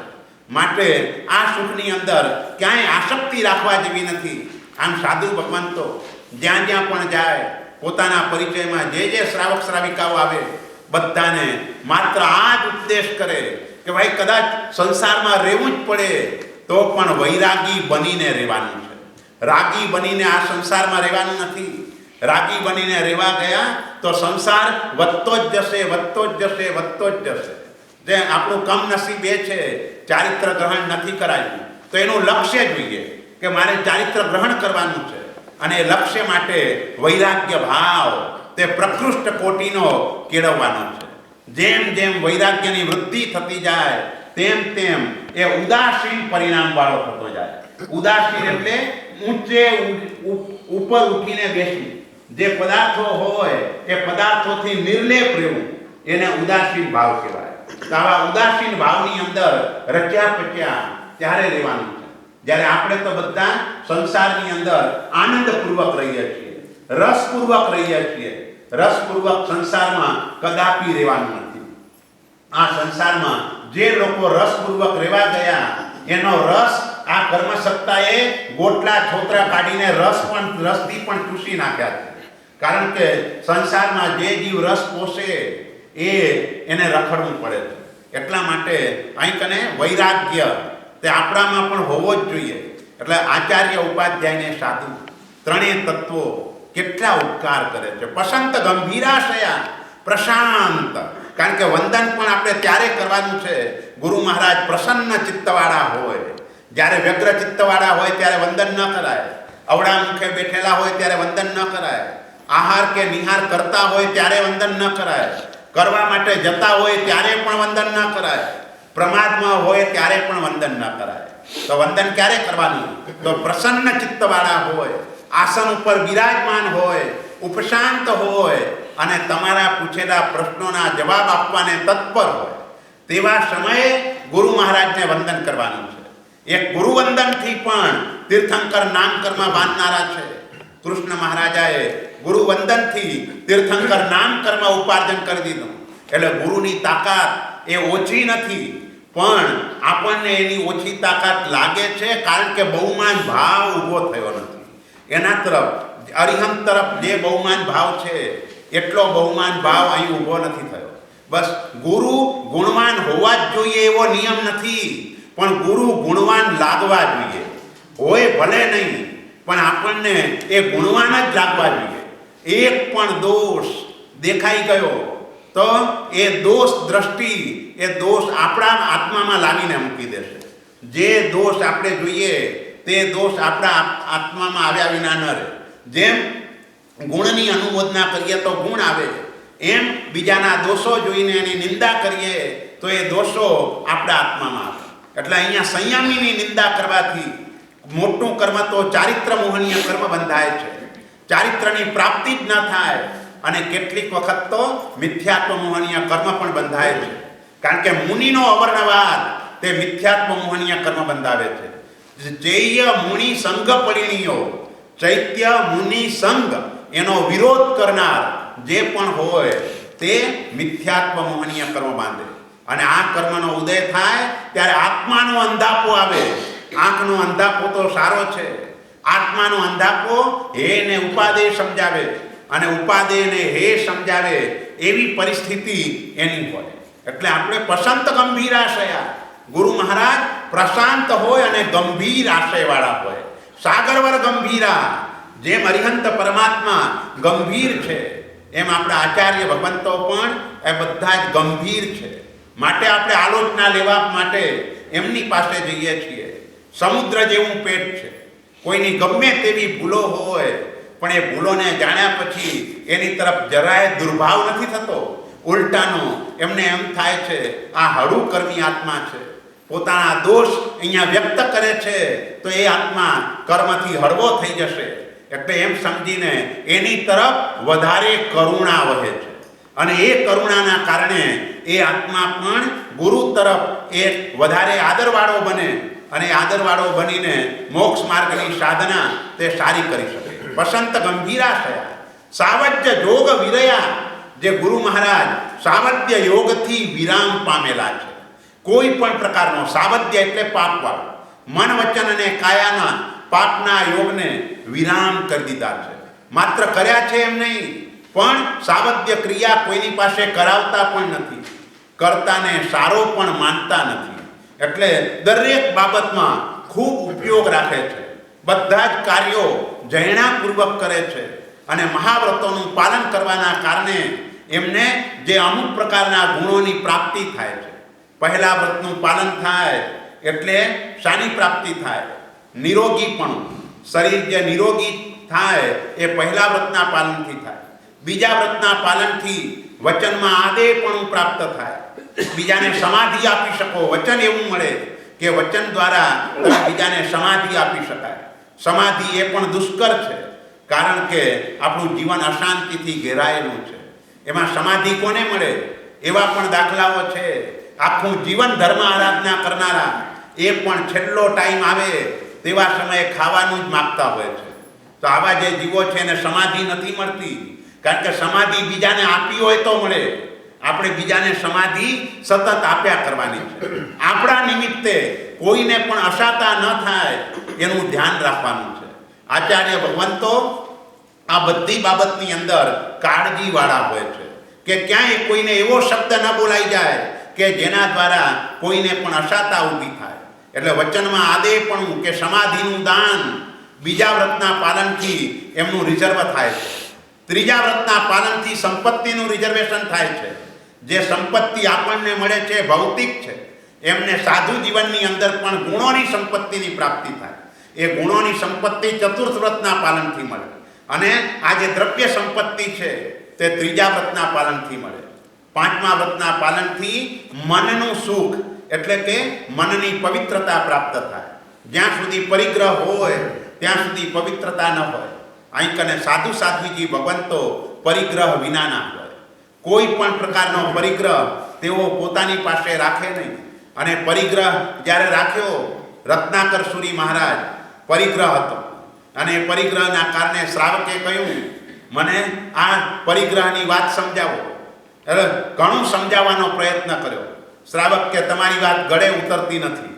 બીજા દિવસે ત્રીજા દિવસે આખું ચોમાસું સમજાવ્યું તો વિહારનો સમય થયો કે હવે તો તને સંતોષ થયો ને? ના મહાત્મા, હજુ સંતોષ નથી થયો. અને પછી રત્નાકર સુરી મહારાજ સમજી ગયા કે મારી પાસે જે રત્નો પડેલા છે એ જ આનું મૂળ છે. એટલે એ રત્નનું ચૂર્ણ કરીને ફેંકી દીધું અને પછી એને પરિગ્રહની વાત સમજાવી. ત્યારે શ્રાવકે કહ્યું કે હવે બરાબર ઉતરી ગયું, અત્યાર સુધી સમજાતું નહોતું. એટલે હંમેશા આપણા જીવનમાં જે હોય તે આપણે બીજાને આપી શકીએ. જે આપણી પાસે ન હોય અને બીજાને આપવાનો પ્રયત્ન કરીએ તો એ અસર ન થાય. બસ આચાર્ય ઉપાધ્યાયને સાધુ ભગવંતો એવા ગુણ સંપન્ન છે કે જેના કારણે એમના આચારની પવિત્રતા હોવાના કારણે એ જે શબ્દ બોલે છે એ શબ્દોની આપણા ઉપર અસર થાય છે. કારણ કે એમનું જીવન બોલે છે, માત્ર શબ્દો નથી બોલાતા પણ એમનું જીવન તે પંચાચારથી પવિત્ર બનેલું એવું એમનું જીવન છે. બસ તો આપણે પણ આપણું જીવન 5 પ્રકારના આચારોથી સમૃદ્ધ બનાવવાનું છે. 5 ઇન્દ્રિયોના વિષયો, આપણું જે પુણ્ય વધારે ખવાઈ રહ્યું છે એ ખવાવાનું કારણ ઇન્દ્રિયોના વિષયો છે. કારણ કે આપણે ઇન્દ્રિયોના વિષયોની પાછળ ખેંચાઈ જઈએ છીએ. જ્યારે આપણા આચાર્ય ભગવંતો પંચેન્દ્રિય સંવરણો 5 ઇન્દ્રિયોના વિકારોને રોકનારા છે. અને 5 ઇન્દ્રિયોના વિકારોને રોકવા માટે એક પરમેષ્ઠી ભગવંતનું આલંબન લઈ લેવાનું. કાનના વિષયને રોકવા માટે અરિહંતનું આલંબન, આંખના વિષયને રોકવા માટે સિદ્ધનું આલંબન, નાકના વિષયને રોકવા માટે આચાર્યનું આલંબન, જીભના વિષયને રોકવા માટે ઉપાધ્યાયનું આલંબન અને સ્પર્શના વિષયને રોકવા માટે સાધુ મહારાજનું આલંબન. કારણ કે કાનને સાંભળવું ગમે છે, તો શું સાંભળે તો કાનને બીજું કાંઈ જરૂર નથી. અરિહંતની વાણી એવી છે, સટ મહિનાની રે ભૂખ તરસ સમે રે. ભગવાનની વાણી જો આ કાન સાંભળી લે તો પછી કાનને બીજું કાંઈ સાંભળવાની ઈચ્છા નથી, રુચિ નથી. પણ આપણે ભગવાનની વાણીનું શ્રવણ આ કાનને જેટલું કરાવવું જોઈએ એનાથી વધારે નિંદાનું શ્રવણ કરાવીએ છીએ, બીજાના દોષોનું શ્રવણ કરાવીએ છીએ. પરિસ્થિતિ એ ઊભી થશે કે બીજા ભવમાં કર્મસત્તા કાન જ નહીં આપે, પંચેન્દ્રિયપણું જ પ્રાપ્ત નહીં થાય. કારણ કે કાનનો દુરુપયોગ આપણે કરી રહ્યા છીએ. આ કર્ણેન્દ્રિયની પવિત્રતા જીનવાણીના શ્રવણમાં છે. જ્યાં જ્યાં જીનવાણીનું શ્રવણ મળતું હોય ત્યાં ત્યાં દોડીને જવાનું છે અને એનું શ્રવણ કરવાનું છે. એટલે કર્ણેન્દ્રિય એને જો અરિહંતની વાણીનું શ્રવણ મળી જાય તો આને કાંઈ જરૂર નથી. રોહિણી આને મળી ગયા માત્ર 4 જ વાક્યો, અને 4 વાક્યોથી એને પોતાનું આત્મકલ્યાણ કરી લીધું. જઈને ભગવાન પાસે દીક્ષા લઈ લીધી, એને એના કર્ણેન્દ્રિયને પવિત્ર બનાવી દીધી. આંખને વશ કરવી હોય તો સિદ્ધ પરમાત્મા, કારણ કે એનું રૂપ અદ્ભુત રૂપ છે, કદાપી નાશ ન પામે એવું રૂપ સિદ્ધ પરમાત્માનું છે. બાકી તો બધાનું રૂપ વિનાશી છે. અરિહંતનો પણ અગ્નિ સંસ્કાર કરવો પડે છે, એનું પણ આયુષ્ય પૂર્ણ થાય એટલે એના શરીરને પણ ચિતામાં બાળવું પડે છે. જ્યારે સિદ્ધ પરમાત્માનું રૂપ કર્મના ક્ષયથી ઉત્પન્ન થયેલું છે. અને એવું રૂપ જો આંખથી જોવાની ટેવ પડી જાય તો પછી બીજા કોઈ રૂપને આપણે જોવાની જરૂર નથી. નાક એને સુગંધની જરૂર છે, તો આચાર્ય મહારાજાઓ જીન શાસનની સુવાસ ફેલાવનારા છે. એ ઉપદાન ઉજવણા સંઘ વગેરે દ્વારા કરીને શાસનની સુવાસ ફેલાવે છે. બસ નાકની પાસેથી એ સુવાસ લેવાની છે. એમ જીભ એનો વિષય ખાવાનું અને બોલવાનું 2 વિષય છે. અને બંનેમાં કંટ્રોલ કરવો હોય તો ઉપાધ્યાયનું આલંબન જોઈએ. કારણ કે બાકીની ઇન્દ્રિયો 2 છે, એનું કામ એક જ છે. જીભ 1 છે ને એના કામ 2 છે, ખાવાનું ને બોલવાનું. અને બંને બાબતમાં એ પોતે ગુનો કરીને નિર્દોષ છૂટી જાય છે. ખાવામાં પણ નિર્દોષ છૂટે છે, બોલવામાં પણ નિર્દોષ છૂટે છે. કારણ કે ખાવામાં જો વધારે ખાવા જાય તો પેટને બગાડે છે, અને બોલવામાં ક્યાંક ગડબડ કરી તો કોઈ પ્રહાર કરે તો શરીરના બીજા કોઈ ભાગ ઉપર પ્રહાર કરે છે, પણ કોઈ જીભ ખેંચીને મારવા નથી આવતું. એટલે એ જ્યારે કાનથી વધારે સાંભળે તો કાનમાં જ બેરાશ આવે, આંખથી વધારે જુએ તો આંખમાં અંધાપો આવે. જ્યારે જીભ એવી છે કે ગુનો કરીને હંમેશા નિર્દોષ છૂટી જાય. જેમ આ માણસ ગરડો થતો જાય એમ જીભ જુવાન થતી જાય. કારણ કે બાકીની ઇન્દ્રિયોમાં તો સાંભળવાનું ઓછું થાય, જોવાનું ઓછું થાય, પણ જીભમાં ખાવા માટે શીરો જોઈએ, બોલવા માટે આ બધા નિંદા કુટલી એની અંદર જાય. એટલે ભલે હાડકા વગરની હોય પણ ઘણાના હાડકાને ખોખરા કરી નાખવાની તાકાત આ જીભમાં. આંધળાના દીકરા આંધળા હોય, આટલું બોલાયું અને આખું મહાભારતનું યુદ્ધ ઊભું થઈ ગયું. આ મહાભારતના યુદ્ધની વાત આવી એટલે એક પ્રસંગ, એક વખત રામ અને રાવણ એક ભેગા થયા. કાલ્પનિક વાત છે, પણ રામે રાવણને કહ્યું, જો મારી બોલબાલા કેટલી છે. આ ટીવીમાં જ્યારથી આ મહાભારતની સિરિયલ ચાલુ થઈ ત્યારથી રોડ સુમસામ છે, કોઈ અહીં કને બધા મને જોવા માટે આવે છે. રાવણ કે ભાઈ રહેવા દો, એ પ્રભાવ તમારો નથી, એ તો મારો પ્રભાવ છે. રામ કે કઈ રીતે તારો પ્રભાવ છે? કઈ નહીં, મારું જ્યારે મૃત્યુ થઈ ગયું પછી કોઈ રામાયણમાં કોઈને રસ જ નહોતો આની અંદર, અને બધાએ જોવાનું છોડી દીધેલું. એટલે રામ કે ભાઈ તને તો લોકો સડક તો જોવા માટે ભેગા થાય છે, અને મને તો લોકો એમને એમ પૂજે છે. તો કે એવું નથી, આ બોલબારા મારી જ છે, તમને જોવું હોય તો આજે બતાવી દઉં. અને રામ કે બતાવો, ચાલો ત્યારે શું છે? એટલે એક રેશનિંગની દુકાને ગયા અને રેશનિંગની દુકાને જઈને ઓલાને કહ્યું કે ભાઈ આને 2 કિલો અનાજ આપજો રામને. તો ઓલાએ કહ્યું કે રામને 2 કિલો આપ ને આને 20 કિલો આપ. અરે રામ કે ભાઈ કેમ આવું કેમ? ઓલાને 20 કિલો આમ કેમ? તો કે આ બોર્ડ વાંચો, આ સસ્તા અનાજની દુકાન છે, અહીં લખ્યું છે માથાદીઠ 2 કિલો અનાજ આપવાનું. એટલે અહીં કને સંખ્યાથી આગળ નથી વધવાનું, પણ ગુણથી આગળ વધવાનું છે. રાવણ એ સંખ્યામાં કદાચ આગળ હતો, પણ ગુણમાં આગળ નહોતો. આપણે ગુણાત્મક દ્રષ્ટિએ આગળ વધવાનું છે. આપણે આજકાલ બધી જગ્યાએ સંખ્યામાં આગળ વધીએ છીએ. મેં આટલા સામાયિક કર્યા, આટલી નૌકારવાળી ગણી, આટલા ઉપવાસ કર્યા, આટલા વર્ષી તપ કર્યા તે બહુ સારું છે. પણ ગુણાત્મક રીતે ફેરફાર કેટલો થયો, ક્ષમતા કેટલી આવી, આહાર સંજ્ઞા કેટલી ત્રુટી. જો આ કંઈ ન થયું તો માત્ર શું થયું? એ દ્રવ્ય લાભ થયો. ભાવથી આત્માને કોઈ લાભ નથી થયો. માત્ર એણે સદગતિ આપી દીધી, એનાથી વધારે બીજું કંઈ નથી. અને મેં તમને પહેલા દિવસે કહ્યું હતું કે દેવલોકમાં ગયા પછીની સ્થિતિ તો ઉલટાની વધારે ખરાબ છે. કારણ કે ત્યાંથી બીજા દેવલોક સુધીના મોટા ભાગના દેવો બિચારા એકેન્દ્રિયમાં જ આવે છે. અને આમ પણ સમયે સમયે અસંખ્યાતા મરે, એમાંથી એકનો નંબર પણ અહીં મનુષ્ય બનવામાં લાગતો નથી. જો એકનો નંબર લાગે તો એ આંખના પલકારમાં અસંખ્ય સમય થાય ને અહીંયા અસંખ્ય મનુષ્યો થઈ જાય. પણ મનુષ્યો તો 29 આંકડા જેટલા જ છે. એટલે આટલા બધા દેવો એ મરીને બિચારા બધા તિર્યંકમાં જાય છે. એટલે ધર્મ સંજ્ઞાથી જે ધર્મ થશે એ દેવલોકમાં તો લઈ જશે, પણ પછી પછાડશે.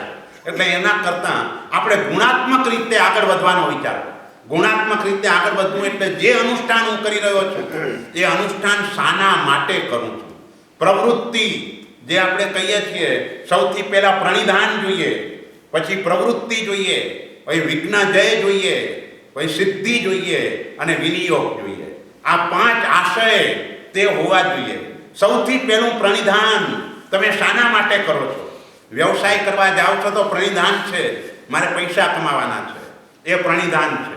તો સામાયિક કરતી વખતે એ પ્રણિધાન હોવું જોઈએ, મારે ક્ષમતા વધારવાની છે. નૌકારવાળી ગણતી વખતે એ પ્રણિધાન હોવું જોઈએ કે મારે પાપ કર્મનો ક્ષય કરવાનો છે. માટે હું આ નૌકાર મંત્ર ગણું છું, સબ્બ પાવકપણાસણો, મારા બધા પાપોનો નાશ થાય માટે આ ગણું છું. તપ કરીએ તે વખતે પ્રણિધાન હોવું જોઈએ, મારે આહારની લાલસા તોડવાની છે. આ પ્રણિધાન ન હોય અને એમને એમ થઈ ગયું તો શું થશે? પ્રવૃત્તિ તો જ યોગ્ય થશે જો પ્રણિધાન તમે કર્યું હશે. જો પ્રણિધાન ખોટું તો પ્રવૃત્તિ પણ ખોટી. અને જ્યાં પણ તમે પ્રવૃત્તિ કરો એટલે વિઘ્નોની તો હારમાળા સર્જાય. શ્રેયાંશી બહુ વિજ્ઞાની, સારા કાર્યો હંમેશા ઘણા વિઘ્નવાળા હોય છે. તો એ કોઈ પણ આરાધના શરૂ કરો એટલે વિઘ્નો આવવાની શરૂઆત થઈ જાય. તો એ વિઘ્નો ઉપર પણ વિજય પ્રાપ્ત કરવાનો છે. એ વિઘ્ન ઉપર વિજય પ્રાપ્ત કર્યા પછી સિદ્ધિ થાય, એ યોગ આપણને સિદ્ધ થઈ જાય. અને સિદ્ધ થઈ ગયા પછી આપણે બીજા કોઈને આપી શકીએ. એટલે આ રીતે 5 આશય એને બરાબર ધ્યાનમાં રાખવાના. કોઈ પણ ધર્માનુષ્ઠાન કરવું છે, પહેલા એ નિર્ણય કરવાનો છે કે આ ધર્માનુષ્ઠાન શાના માટે કરવું છે. એ નિર્ણય કર્યા પછી જ પ્રવૃત્તિ કરવાની છે. એના વિના પ્રવૃત્તિની શરૂઆત નથી કરવાની. આ ભાવ ધર્મના 5 પગથિયા છે. જે ભાવ ધર્મ કહીએ એના આ 5 પગથિયા છે. અને 5 પગથિયામાં આપણે આગળ 20 ગરલ, અનનુષ્ઠાન, તદ હેતુ અને અમૃત, એ 5 પ્રકારના અનુષ્ઠાનની પણ વાત કરેલી. કે જે આ લોકના સુખ માટે ધર્મ કરે એને 20 અનુષ્ઠાન કહેવાય. પરલોકના સુખ માટે ધર્મ કરે એને ગરલ અનુષ્ઠાન કહેવાય. મન વગર ધર્મ કરે, પ્રતિક્રમણ કરે પણ મન સૂત્રમાં જોડાયેલું ન હોય, સામાયિક કરીએ પણ મન ક્ષમતા ભાવમાં ન હોય તો એને અનનુષ્ઠાન કહેવાય. એવી રીતે તદ હેતુ એટલે જે અનુષ્ઠાન જેના માટે કરીએ છીએ એ લક્ષ્ય રાખીને કરીએ એ તદ હેતુ અનુષ્ઠાન કહેવાય. અને અમૃત અનુષ્ઠાન એટલે અનુષ્ઠાન એવું ભાવપૂર્વકનું થાય કે રોમ રાજી વિકસ્વર થઈ જાય, આંખમાંથી હર્ષના અશ્રુ વહેવા માંડે. અને એ રીતનું એ અમૃત અનુષ્ઠાનનું ફળ જીવને તાત્કાલિક મળે, છેક મોક્ષ સુધી પહોંચી શકાય એવું એ અમૃત અનુષ્ઠાન છે. બસ એ અમૃત અનુષ્ઠાન સુધી પહોંચવું છે તો આ પ્રણિધાન વગેરે 5 બરાબર જોઈએ. આપણે વાત એ કરતા હતા કે રસનેન્દ્રિય એને વશ કરવા માટે ઉપાધ્યાય મહારાજનું આલંબન લેવાનું છે. કારણ કે એને જ વશ કરવી અઘરી છે. એ ખરાબ છે આપણે બધા જાણીએ છીએ. માટે જ્યારે ફોટો પડાવવાનો હોય ત્યારે જીભ બહાર નથી રાખતા, બાકીની બધી ઇન્દ્રિયો ટીપટોપ રાખીએ છીએ અને જીભ અંદર જ હોય છે. ને બધા રોગની ચાળી આ જીભ ખાઈ જાય છે. શરીરમાં જે પણ રોગ થયો હોય ડૉક્ટર પહેલાં જીભ જુએ, એના ઉપરથી કહી દે કે તમને આ રોગ થયો છે. એટલે આને વશ કરવી બહુ ખતરનાક છે. એને વશ કરવા માટે ઉપાધ્યાય મહારાજનું આલંબન લેવાનું છે. કારણ કે ઉપાધ્યાય મહારાજ સતત સ્વાધ્યાયમાં રત છે. જ્યાં સુધી સ્વાધ્યાયમાં હોય ત્યાં સુધી ન ખાવાનું યાદ આવે કે ન બોલવાનું યાદ આવે. અત્યારે કોઈને આવે છે કંઈ યાદ? ખાવાનું કે બોલવાનું કંઈ ના આવે. કેમ? કારણ કે આ સ્વાધ્યાય છે. સ્વાધ્યાયનો રસ એવો છે કે રસની અંદર આમાંનું કાંઈ જ યાદ ના આવે. એટલે જીભને વશ કરવા માટે ઉપાધ્યાયનું આલંબન લેવાનું. અને સ્પર્શનેન્દ્રિય ચામડી એને વશ કરવા માટે સાધુ મહારાજનું આલંબન. કારણ કે સાધુ મહારાજ બ્રહ્મચર્ય આદિના કારણે અતિશય પવિત્ર છે. માટે એનો ચરણ સ્પર્શ કરવા માત્રથી પણ આપણામાં તેવા પ્રકારના ગુણો આવે. બ્રહ્મચર્ય આદિના ગુણો એ આપણે ધારણ કરી શકીએ. એટલે આ રીતે 5 ઇન્દ્રિયો એની પરવશતા એ આપણે દૂર કરવાની છે. પંચ પરવેષ્ટિ ભગવંતોનું આલંબન લઈ અને 5 ઇન્દ્રિયો એને આપણે આ રીતે કંટ્રોલ કરવાની છે. 9 પ્રકારની બ્રહ્મચર્યની વાળ. બોલો, બાકીના બધા વ્રતમાં અપવાદ છે, અહીં ક્યાંય અપવાદ જ નથી. બ્રહ્મચર્યની બાબતની અંદર બિલકુલ અપવાદ નથી. એટલે ઉલટાની 9 વાળનું પાલન અહીં કરવાનું કહ્યું છે. એટલે આ અઘરું છે. એટલા માટે આપણે ત્યાં સ્ત્રી અને પુરુષો સાથે રહીને પ્રતિક્રમણાદી ક્રિયા ન કરે. કારણ કે ક્યાંક પણ રાગનું કારણ એક નિમિત્ત પણ એવું થઈ ગયું, કોઈના મનમાં પણ કુવિચાર આવી ગયો તો પણ સંસાર વધે. રૂપસેન અને સુનંદા એના જીવનમાં આવું બન્યું છે. સુનંદાએ રૂપસેનને મળવા માટે કહ્યું અને રૂપસેનનું મળવાનો દિવસ નક્કી થયો. હજુ તો મળ્યાય નથી. અડધે રસ્તે રૂપસેન ઉપર દિવાલ પડીને બિચારો મરી ગયો. અને આ બાજુ ઓલો ચોર ચોરી કરવા નીકળેલો છે. હવેલીની અંદર થયું કે આજે ચોરી ત્યાં સારી થશે. નિસરણી હતી. નિસરણીથી ચડી ગયો અને ચડી ગયા પછી સુનંદા સમજી કે આ તો રૂપસેન આવ્યો છે એમ સમજીને એની જોડે વિષય સેવન કર્યું. પણ ઓલો રૂપસેન મરીને એના જ પેટમાં બાળક તરીકે ઉત્પન્ન થયો અને ત્યાં જ એને ગર્ભપાત કરાવ્યો. ગર્ભપાત કરાવ્યો તો પાછો શાપ થયો. શાપ થઈને સુનંદાની સામે ડોલ્યા જ કરે. સુનંદાએ સાપને મરાવી નાખ્યો. કાગડો થયો અને એના ઉપર ચરક્યા કરે. કાગડાને મરાવી દીધો. એટલે આવી રીતે કરતાં કરતાં એનો 7મો ભાવ તે શાનો થયો? હરણ. ઓલો ત્યારે લગ્ન થઈ ગયેલા પતિ શિકારનો શોખીન હતો. શિકાર કરવા ગયા તો શિકાર કરતાં બધા હરણિયાઓ ભાગી ગયા. પણ આ રૂપસેનનો જીવ જે હતો એ ત્યાં ઊભો રહ્યો. સુનંદાની સામે જોયા જ કરે અને એને મારીને એનું જ માંસ સુનંદાએ ખાધું. અને ખાધા પછી એ પાછી મહાત્મા ત્યાંથી પસાર થયા અને જરા હસ્યા. હસવાનું કારણ પૂછ્યું એટલે ખબર પડી. હવે દીક્ષા લઈને અવધિ જ્ઞાન થયું ત્યારે આ મરીને 8મો ભાવ પાછો આનો હાથી તરીકેનો થયો અને તે વખતે એને પ્રતિબોધ પમાડ્યો. બોલો, માત્ર દ્રષ્ટિનું પાપ, આ બીજું કોઈ કાયાનું પાપ નથી, વચનનું પાપ નથી, માત્ર મનનું પાપ છે. મળવાની ઈચ્છા, બસ આટલા મનના પાપથી પણ આ રૂપસેનના 8 ભવો થઈ ગયા. માટે વિજાતીય તત્વ એની સાથે રહેવાનું નથી. એટલે 9 વાળનું અહીં કને બ્રહ્મચર્યનું વિશુદ્ધ પાલન કરવાનું છે. સિદ્ધ ચક્ર પૂજન વગેરેમાં પણ આપણે સજોડા બેસાડીએ છીએ, પણ હકીકત તો એ છે જ નહીં કે સજોડા છે જ નહીં. પાછળથી ઘૂસી આવ્યું છે. ભગવાનની સામે 9 વાળનું વિશુદ્ધ પાલન કરવાનું હોય. ત્યાં કદાપી સાથે બેસીને આરાધના કે કાંઈ કરવાનું નથી. અને બેસવાનું હોય તો પણ પુરુષ આગળ બેસે અને બેન પાછળ બેસે. તે રીતે બેસીને બધી આરાધના કરવાની હોય. એટલે આ બાબતની અંદર આપણે ઉપયોગ રાખવાનો છે. 9 વાળનું વિશુદ્ધ પાલન એ આચાર્ય મહારાજ કરનારા હોય અને કરાવનારા હોય. કારણ કે 36 ગુણોની બાબતની અંદર આપણે એ રીતે જોવું છે કે બધા જ આચાર્ય ભગવંતો પોતાની નિશ્રામાં જે પણ આવે બધાને માત્ર પંચાચારનું પાલન કરવાની જ સૂચના આપે. બસ એના સિવાય બીજું કોઈ આચાર્ય ભગવંતનું કાર્ય નથી. એટલે આચાર્ય ભગવાન એ વિશિષ્ટ પુણ્યશાળી હોય.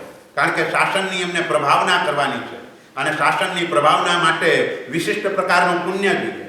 માટે આચાર્ય ભગવાન તો રોજ સૂર્ય મંત્રની આરાધના કરે છે. એ સૂર્યમંત્રમાં વાણી, ત્રિભુવન સામિણી, શ્રીદેવી, જખરાય, ગણી પીડગા, આ બધા જે દેવદેવીઓ છે એ સૂર્યમંત્રમાં છે. એની સાધના કરવા દ્વારા, જો કે સાધના એટલે આમ દેવને આપણે વંદન નથી કરવાનું, પણ એનું સ્મરણ કરવાનું છે. સમ્યક દ્રષ્ટિ દેવનું પણ સ્મરણ કરાય, એટલે આચાર્ય ભગવંતો પણ એનું સ્મરણ કરે છે. અને શાસનના અંદર જે પણ કાર્યો કરવા હોય એ બધા કાર્યોમાં ક્યાંય વિઘ્ન ઊભું ન થાય, અને વિઘ્ન ઊભું થયું હોય તો એ દૂર થઈ જાય, એટલે એ આ સૂર્યમંત્રની સાધના તે પણ કરનારા હોય. એટલે આચાર્ય ભગવંત આટલા ગુણ વૈભવથી યુક્ત છે. ઉપાધ્યાય ભગવંતો જેનું કાર્ય સતત પઠન પાઠન છે, અને સાધુ ભગવંતો તે સહાયતાના ભંડાર છે. એકબીજાને સહાય કર્યા જ કરે. સાધુપણું પાડવાનું સહેલું ક્યારે થાય કે સાથેના મહાત્માઓ પણ નિર્મળ ચારિત્ર પાડે તો પોતે સારી રીતે પાડી શકે. પોતાને સારી રીતે પાડવાનો ભાવ હોય પણ સાથેના જો તે રીતે ન પાડે તો પોતે પણ શિથિલ બની જાય. ભુવન ભાનુસુરીજી મહારાજ એક વખતે આરોગ્ય બગડ્યું અને ઈર્યાવૈયા આવે તે વખતે મહાત્માઓએ કહ્યું આજે તમે બેસીને કરો. એક ઈર્યાવૈયા તો બેસીને કર્યા, પણ જોયું તો બીજા 4 સાધુઓ પણ બેઠા હતા. એટલે પછી ચૈત્યવંદનથી પોતે ઊભા થવાનું શરૂ કરી દીધું. એટલે જો હું બેઠો છું તો આ પણ બીજા પણ બધા બેઠા છે. એટલે આચાર્ય ભગવંતો હંમેશા આવું ધ્યાન રાખે. એક વખતે ભુવન ભાનુસુરી મહારાજ રાત્રે પ્રતિક્રમણમાં ધન્નાજીની સજ્જાએ બોલ્યા, અને બીજા દિવસે જેવો ઓલા મહાત્માઓ એમના પાત્રમાં મીઠાઈનો ટુકડો મૂકવા ગયા, એટલે મહાત્માઓને કહ્યું ભાઈ રહેવા દો. એટલે કેમ ભાઈ આજે શું છે?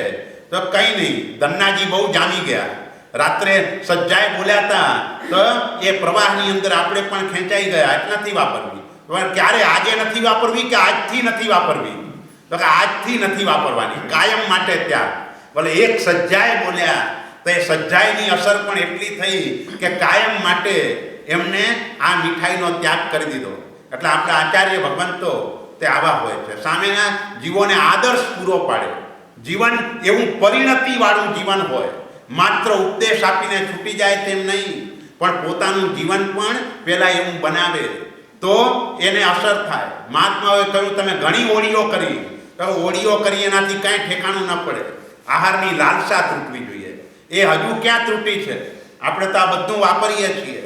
એટલે એ રીતે કરીને એમને એટલે કોઈ પણ ભુવન ભાનુસુરી મહારાજ પાસે જઈને કે મારે વર્ષી તપ કરવાની ભાવના છે, રહેવા દે, વર્ષી તપ નથી કરવો.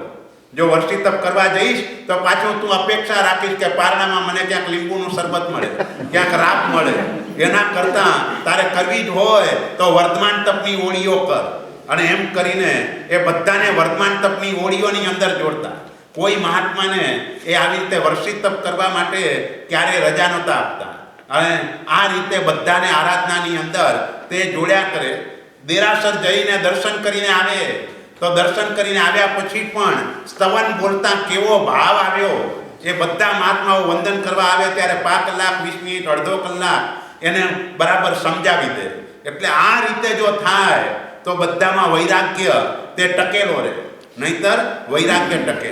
એટલે પસંત ગંભીરાશયા, સાવજ્ય જોગ વિરયા, પંચ વિહાયાર જાણકા, 5 પ્રકારના આચારના જાણકાર. પંચ વિહાયાર પરો વયાર નિરયા, પરોપકાર કરવાની અંદર તેઓ હંમેશા તત્પર હોય. કોઈ પણ શ્રાવક પણ કોઈક વખતે મુશ્કેલીમાં હોય તો પણ આમ સાધુનો આચાર નથી કે કોઈને પકડીને કે, પણ તેમ છતાંય કોઈ શ્રાવક મુશ્કેલીમાં હોય તો જે શ્રાવકોએ એમને કહ્યું હોય સાહેબ કંઈક લાભ આપજો, તો તેવા સમયે એને યાદ કરીને એને બોલાવીને એ દૂર કરે. કારણ કે પરોપકાર કરવામાં એ તત્પર છે. કલ્પેશભાઈ વી શાહ અને અમદાવાદની અંદર 5000 સાધર્મિકને એક સાધર્મિકના ઘરે જઈને 1 લાખ રૂપિયા આપ્યા. 5000 સાધર્મિકો, એક નહીં પણ 5000, એટલે 50 કરોડ રૂપિયાનું આ રીતે સુકૃત કર્યું. એક ભાઈએ મને પ્રશ્ન પૂછ્યો કે અમદાવાદમાં આવી ઉદારતા ક્યારથી આવી? અમદાવાદી લોકો એ તો બધા એવા હોય કે આ રીતે થાય નહીં. ત્યારે મને તે વખતે જવાબ સૂઝ્યો એ મેં આપ્યો. મેં એને કહ્યું તો ભાઈ તમારી વાત સાચી છે. અમદાવાદમાં પહેલાં સાબરમતી નદી હતી અને સાબરમતીનો જે પટ છે ને એ સાંકડો હતો, એટલે માણસના મન સાંકડા હતા.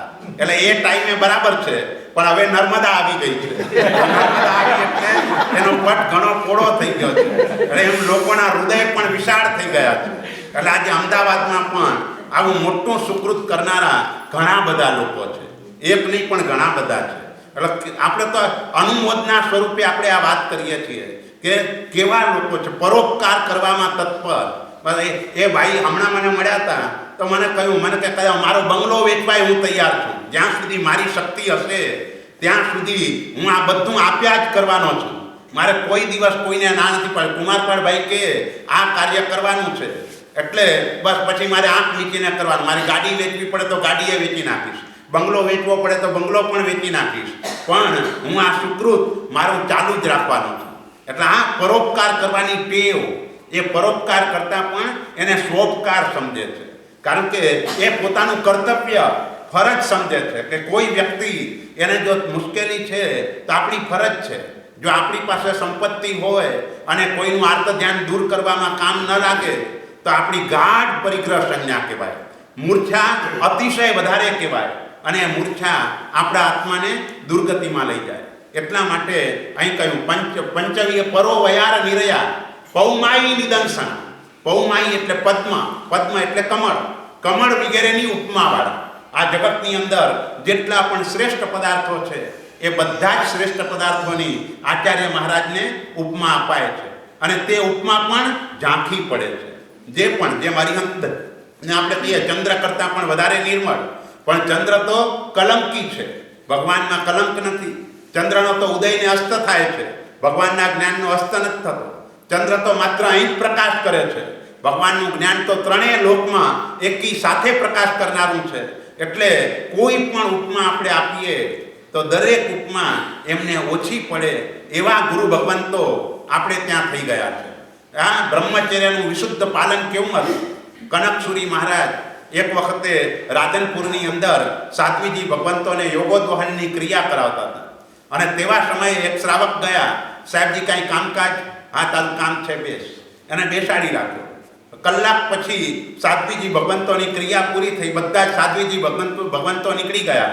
પછી આ ભાઈએ જઈને કહ્યું આચાર્ય ભગવંતને કે સાહેબ બોલો, હવે આપને કંઈ કામકાજ હોય તો? તારું કામ પૂરું થઈ ગયું.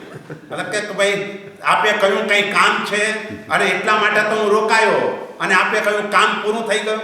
તો કે હા, અહીં કને હું એકલો હતો, અહીં આટલા બધા સાધ્વીજી ભગવંતોની પાસે પુરુષ એકલો હોય એ યોગ્ય ન કહેવાય. એટલે તમે આવી ગયા તો સારું થયું, મારા પણ બ્રહ્મચર્યનું રક્ષણ થયું. એટલે એ રીતે આવા મહાત્માઓ, આ હજુ હમણાંની વાત છે, કનકસુરી મહારાજ એટલે બહુ દૂરની વાત નથી. એમ બધા જ પ્રેમસુરી મહારાજ પણ એક વખતે એવું થયું, કોઈ પચખાણ લેવા માટે આવ્યું, પચખાણ માગ્યું ને આપીએ દીધું પચખાણ, અને પચખાણ આપ્યા પછી ખબર પડી કે આ તો સ્ત્રીનો અવાજ હતો, અને હું તો એ ગોચરી વાપરીને વહેલો આવી ગયો. હું આ રૂમમાં તો એકલો જ હતો, અને મારાથી આ પચખાણ અપાઈ ગયું. અને એમને તે જ વખતે ઊભા થઈને ખમાસણા આપવાની શરૂઆત કરી પ્રાયશ્ચિત રૂપે. એટલે ગુરુ જ્યારે મહાત્માએ પૂછ્યું કે આપ આ ખમાસમણ શાના આપો છો? તો કે ભાઈ આજે આ મોટી ભૂલ થઈ ગઈ, એના પ્રાયશ્ચિત રૂપે ખમાસમણ આપું છું. આવા આચાર્ય ભગવંતો આપણે ત્યાં સજાગ જાગૃત હતા. માટે આજે આપણને આવી ઉજ્જવળ પરંપરા જે સાધુ ભગવંતોની આપણને જે દેખાય છે, આ કાળની અંદર પણ અતિશય ઉત્તમ ચારિત્ર પાળનારા જીવો આપણને જોવા મળે છે. એ જોવા કેમ મળે છે? આવી પરંપરા આપણને મળી છે. માટે એટલે પરો વયાર નિરયા પૌમાઈ નિદંસના જાણત જયણ સંગયા. જાણત જયણ એટલે ધ્યાન અને અધ્યયન એને પરાકાષ્ઠાએ પહોંચાડનારા. ધ્યાન કયું? તો કે ધર્મ ધ્યાન. કારણ કે આર્ત અને રૌદ્ર ધ્યાનથી તો તેઓ નિવૃત્ત છે. આર્ત ધ્યાન તો આપણને થાય છે કે આ ગમતી વસ્તુ મળી ગઈ, ન ગમતી વસ્તુ સામે આવી ગઈ, ગમતી વસ્તુ ન ચાલી જાય એની ચિંતા, આવતીકાલની ચિંતા, આ બધું આર્ત ધ્યાન આપણને છે. રોગ આવે તો રોગને દૂર કરવાની ચિંતા, એ બધું આર્ત ધ્યાન છે. જ્યારે આ સાધુ ભગવંતોને આવું આર્ત ધ્યાન પણ નથી. જે પણ આવ્યું, મિત્ર ને કલ્યાણ મિત્ર, આ બંનેમાં ફરક શું? આપણે ગુરુ મહારાજને કલ્યાણ મિત્ર કહીએ છીએ. એ કલ્યાણ મિત્ર એ શું કે, અને મિત્ર શું કે? મિત્ર હોય તો એમ કે આ પરિસ્થિતિને જ પલટી નાખો, અને કલ્યાણ મિત્ર હોય તો એમ કે તમારી મનની સ્થિતિને બદલી નાખો. પરિસ્થિતિ જે પણ હોય એની અંદર તમે તમારા મનને કેળવી દો. બસ એટલે સાધુ સાધ્વીજી ભગવંતો તે આપણા કલ્યાણ મિત્ર છે. એટલે હંમેશા આપણા મનને પલટાવવાનું કહે છે. જે પરિસ્થિતિ હોય એને અનુરૂપ મનની અંદર ભાવોને લાવવાનો પ્રયત્ન કરવાનો છે. તો અહીંયા ધ્યાન એટલે રૌદ્ર ધ્યાન તો સાધુને હોય નહીં, કારણ કે એમને તો બધા મહાવ્રતો સ્વીકારેલા છે. એટલે ન હિંસાનો વિચાર, ન જુઠ્ઠું બોલવાનો વિચાર, ન ચોરી કરવાનો વિચાર, કે ન પરિગ્રહનો પણ. ક્યાંય તાળા ચાવીની જરૂર જ નહીં. કોઈ કદાચ એમની ઉપધિ લઈ જાય તો એનું કલ્યાણ થાય, બીજું શું કરે, એને કાંઈ ઉપયોગમાં પણ ના આવે. એટલે ન રૌદ્ર ધ્યાન હોય તો શું હોય? ધર્મ ધ્યાન હોય. આજ્ઞા, બસ દરેક બાબતમાં ભગવાનની આજ્ઞા શું છે એ મુજબ જ પ્રવૃત્તિ કરવાની, એના સિવાય કાંઈ નહીં. કદાચ ક્યાંક આજ્ઞા પ્રમાણે ન થયું તો પણ મનની અંદર દુઃખ હોય, અને હું આજ્ઞાનું પાલન નથી કરતો તો એના ફળ સ્વરૂપે મને અતિચાર લાગશે, દોષ લાગશે, અને એની સજા મારા આત્માને ભોગવવી પડશે. એ જેને આપણે અપાય કહીએ છીએ. વિપાક, અત્યારે જે પણ પરિસહો આવ્યા છે એ પૂર્વકૃત કર્મનો વિપાક છે. પરિસહ સારો પણ હોય, પરિસહ ખરાબ પણ હોય. કારણ કે મનને તો બંનેની અંદર સારામાં રાજી નથી થવાનું અને ખરાબમાં દુઃખી નથી થવાનું. મહાત્માને પણ સત્કાર પણ પરિસહ કહેવાય. સામૈયા સારા થાય અને જો રાજી થઈ જાય તો એ કર્મ બંધ થાય. એટલે સામૈયા સારા થાય તેવા સમયે પણ એ વિચારવાનું છે કે આ શાસનની પ્રભાવના છે, આ વ્યક્તિનું બહુમાન નથી. આચાર્ય ઉપાધ્યાયને સાધુ એ વ્યક્તિ તરીકે તો અશાશ્વત છે. વ્યક્તિ તરીકે તો બધાનું આયુષ્ય પૂરું થાય એટલે ચાલ્યા જવું પડે છે, પણ પદ તરીકે આ ત્રણે ત્રણ શાશ્વતા છે. આચાર્ય પદ પણ શાશ્વત છે, કારણ કે 9 પદ શાશ્વત છે. 9 પદ અનાદિકાળથી છે, અનંત કાળ સુધી રહેવાના છે. એટલે બાકીના પર્યુષણ એ હજુ ક્યારેક હોય કયારેક ન હોય. જ્યારે નવપદજીની ઓળી એ તો દરેક વખતે હોય, ક્યાંય પણ મહાવિદેવ ક્ષેત્રમાં પણ કાયમના માટે હોય. અને અહીં કને પણ 24 તીર્થંકર પરમાત્માના શાસનકાળની અંદર 9 પદની આરાધના બંને વખત વર્ષની અંદર થતી હોય છે. એટલે આ શાશ્વત છે. એટલે એક અપેક્ષાએ જોવા જઈએ તો પર્યુષણ કરતાં પણ વધારે પ્રભાવ તે આ નવપદજીની ઓળીનો છે. અને ઓળીના પણ આ દિવસો કેમ? ઓળીના આ દિવસોનું પણ કારણ છે. કારણ કે જે હેમંત ઋતુ છે, પહેલાં શરદ ઋતુ એ વૈદ્યોની માતા છે. જે ડૉક્ટરો હોય ને એનો વધારેમાં વધારે બિઝનેસ શરદ ઋતુમાં ચાલે, એટલે એને માતા કહેવાય. અને હેમંત ઋતુ એ વૈદ્યનો પિતા કહેવાય. એટલે માતા ને પિતા એ બંને જે સમય છે, શરદ ઋતુ એટલે આસો મહિનો અને હેમંત ઋતુ એટલે ચૈત્ર મહિનો. હંમેશા 2 ઋતુનો સંધિકાળ આવે એટલે આપણે કહીએ ઋતુ બદલાય એટલે મારી તબિયત બગડી, એમ કહીએ છીએ ને. તો એ વખતે તબિયત ન બગડે એટલા માટે એ દિવસોમાં આયંબિલનો તપ કરવાનો. બંને વખતે જે બંને ઋતુનો સંધિનો સમય હોય તેવા સમયે એ તપ કરવાથી કફ, પિત્ત અને વાયુ ત્રણેય એક સમાનપણે થઈ જાય. એટલે જે તબિયત છે એ તબિયત આપણી બગડે નહીં. એટલા માટે નવપદજીની આરાધના માટે આ દિવસો નક્કી કર્યા છે. એટલે આપણા આત્મા ઉપર દ્રવ્ય, ક્ષેત્ર, કાળ અને ભાવ એ ચારની અસર થાય છે. જેમ પાણીમાં અસર થાય, પાણીમાં તમે સુગંધી દ્રવ્ય નાખો તો પાણી સુગંધવાળું, અને દુર્ગંધી દ્રવ્ય હોય તો દુર્ગંધવાળું. એમ ક્ષેત્રમાં પણ નિર્મળ ઝરણું હોય અને ત્યાં પાણી હોય તો એ પાણી ચોખ્ખું, પણ ગટ્ટરમાં હોય તો કાળનો પણ પ્રભાવ. સ્વાતિ નક્ષત્રમાં પાણી પડે તો મોતી બની જાય, અને અશ્લેષા નક્ષત્રમાં પાણી પડે તો જીવાત થઈ જાય. એમ ભાવનો પણ પ્રભાવ. પાણીયમપ્યમૃતમિત્યનું ચિંત્યમાનમ, પાણી પણ આ અમૃત છે, અમૃત છે, અમૃત છે એવો વિચાર કરો એટલે પાણી પણ અમૃતનું કામ કરે. એટલે ભાવની પણ અસર થાય છે. એમ આપણા આત્મા ઉપર દ્રવ્ય, ક્ષેત્ર, કાળ અને ભાવ ચારની અસર થાય છે. આત્મા ઉપર દ્રવ્યની અસર, જો આત્મા મદિરાનું પાન કરે તો એની બુદ્ધિ ભ્રષ્ટ થઈ જાય, અને જો બ્રાહ્મી આદિ ઔષધિનું સેવન કરે તો એની બુદ્ધિ સતેજ થાય. દ્રવ્યનો પ્રભાવ. ક્ષેત્રનો પ્રભાવ, બોલા તમે અહીં કને છો, ડોલર સહેલાઈથી ખર્ચો છો, અને ઇન્ડિયામાં આવો ત્યારે રૂપિયાની ગણતરી કરવા બેસો છો. બસ આ ક્ષેત્રનો પ્રભાવ છે. કારણ કે આ ક્ષેત્રમાં ઔદાર્ય છે. એ ઔદાર્ય હોવાના કારણે ડોલર પણ સહેલાઈથી નીકળી જાય છે. અહીં કને આરતીમાં પણ $1 મૂકી દે છે, ત્યાં કને આવે એટલે ₹5, ₹10 મૂકવાનું ચાલુ થઈ જાય છે. એટલે આ ક્ષેત્રનો પ્રભાવ છે. તે ક્ષેત્રની અંદર આ ક્ષેત્રમાં ઔદાર્ય છે. કે ઔદાર્ય હોવાના કારણે અહીં કને સહેલાઈથી ખર્ચાય અને એ ક્ષેત્રમાં ન ખર્ચાય. અમારા જેવા માટે પણ અમે ગોરેગામ રહીએ છીએ, બોરીવલી સુધી ટેક્સીમાં જવું હોય તો જઈએ, પણ શંખેશ્વર જવું હોય, વિરમગામ સ્ટેશને ઉતરીએ ત્યારે કુલી જોડે 50 રૂપિયા માટે પણ રકઝક કરવા બેસી જઈએ. એટલે આમ ટેક્સીના 200 ખર્ચી નાખે, પણ કુલી જોડે રકઝક શરૂ થઈ ગઈ. એ શું? ક્ષેત્રનો પ્રભાવ. અહીં વધારે ઉદારતા છે, મુંબઈમાં આના કરતાં ઓછી છે, એમ વિરમગામમાં એનાથી પણ ઓછી ઉદારતા છે. એટલે ક્ષેત્રની પણ આપણા આત્મા ઉપર અસર થાય, કાળની પણ અસર થાય. કારણ કે કાળની અસર ન થાય તો ક્યાંય મુહૂર્ત જ કઢાવવા ન પડે. આપણે બધી જગ્યાએ મુહૂર્ત કઢાવીએ છીએ એટલા માટે કે કાળની આપણા આત્મા ઉપર અસર થાય છે. જેવો કાળ એ પણ તમારે નવપદજીની ઓળી ગઈ તે વખતે તમારાથી આંબીલ સહેલાઈથી થઈ ગયા, હવે કરો 50મી ઓળી, કેવી લાગે છે? એટલે એ કાળનો પ્રભાવ છે. પર્યુષણ કરવું હોય 28 સહેલાઈથી થઈ જાય, અત્યારે 28 કરવી હોય તો ન થાય. એ કાળનો પ્રભાવ છે. એમ ભાવનો પણ પ્રભાવ છે, ભાવની પણ મન ઉપર અસર થાય છે. મન એવ કારણમ મનુષ્યાણામ બંધ મોક્ષયો. મનુષ્યને 7મી નરકમાં લઈ જનાર પણ મન છે, મનુષ્યને મોક્ષ સુધી લઈ જનાર એ પણ મન છે. તો મન દ્વારા આ ધર્મ ધ્યાન, એને મનની અંદર ધર્મ ધ્યાનને જોડી દેવાનું છે. જો ધર્મ ધ્યાનથી મન ભાવિત થઈ જાય તો દુર્ગતિ ન થાય, નહીં તો દુર્ગતિ થઈ જાય. એટલે આપણા પૂજ્ય સાધુ સાધ્વીજી ભગવંતો હંમેશા પરમાત્માની આજ્ઞાના વિચારમાં રમે છે. કારણ કે તેમના માટેનો મુખ્ય ધર્મ તે આજ્ઞા છે. ગોચરી બોરવા જશે તો પણ દોષિત ના આવી જાય એની કાળજી રાખીને તે ગોચરી લાવે છે. આધાકર્મી વગેરે દોષો ના લાગે એની પણ કાળજી રાખે. બોલે આપણે ત્યાં એવા પણ મહાત્માઓ છે કે જેને અમુક સ્વાધ્યાય કરવાનો હોય, અમુક સૂત્રો ભણવાના હોય, આગમો ભણવાના હોય, તો એના માટે એમને આધાકર્મી ગોચરી વાપરવાની પણ છૂટ આપી છે કે ભાઈ તમે આ આગમો જો તમારે ભણવા હોય તો આધાકર્મી ગોચરી વાપરવાની પણ છૂટ. પણ એવા આગમો પણ આયમગીરની મોટી ઓળીઓ કરીને યશો વિજયજી મહારાજ ભુવન ભાનુસુરી સમુદાયના એ રીતે ભણેલા છે. એટલે આવી છૂટ હોવા છતાં પણ એ છૂટનો ઉપયોગ નથી કરતા.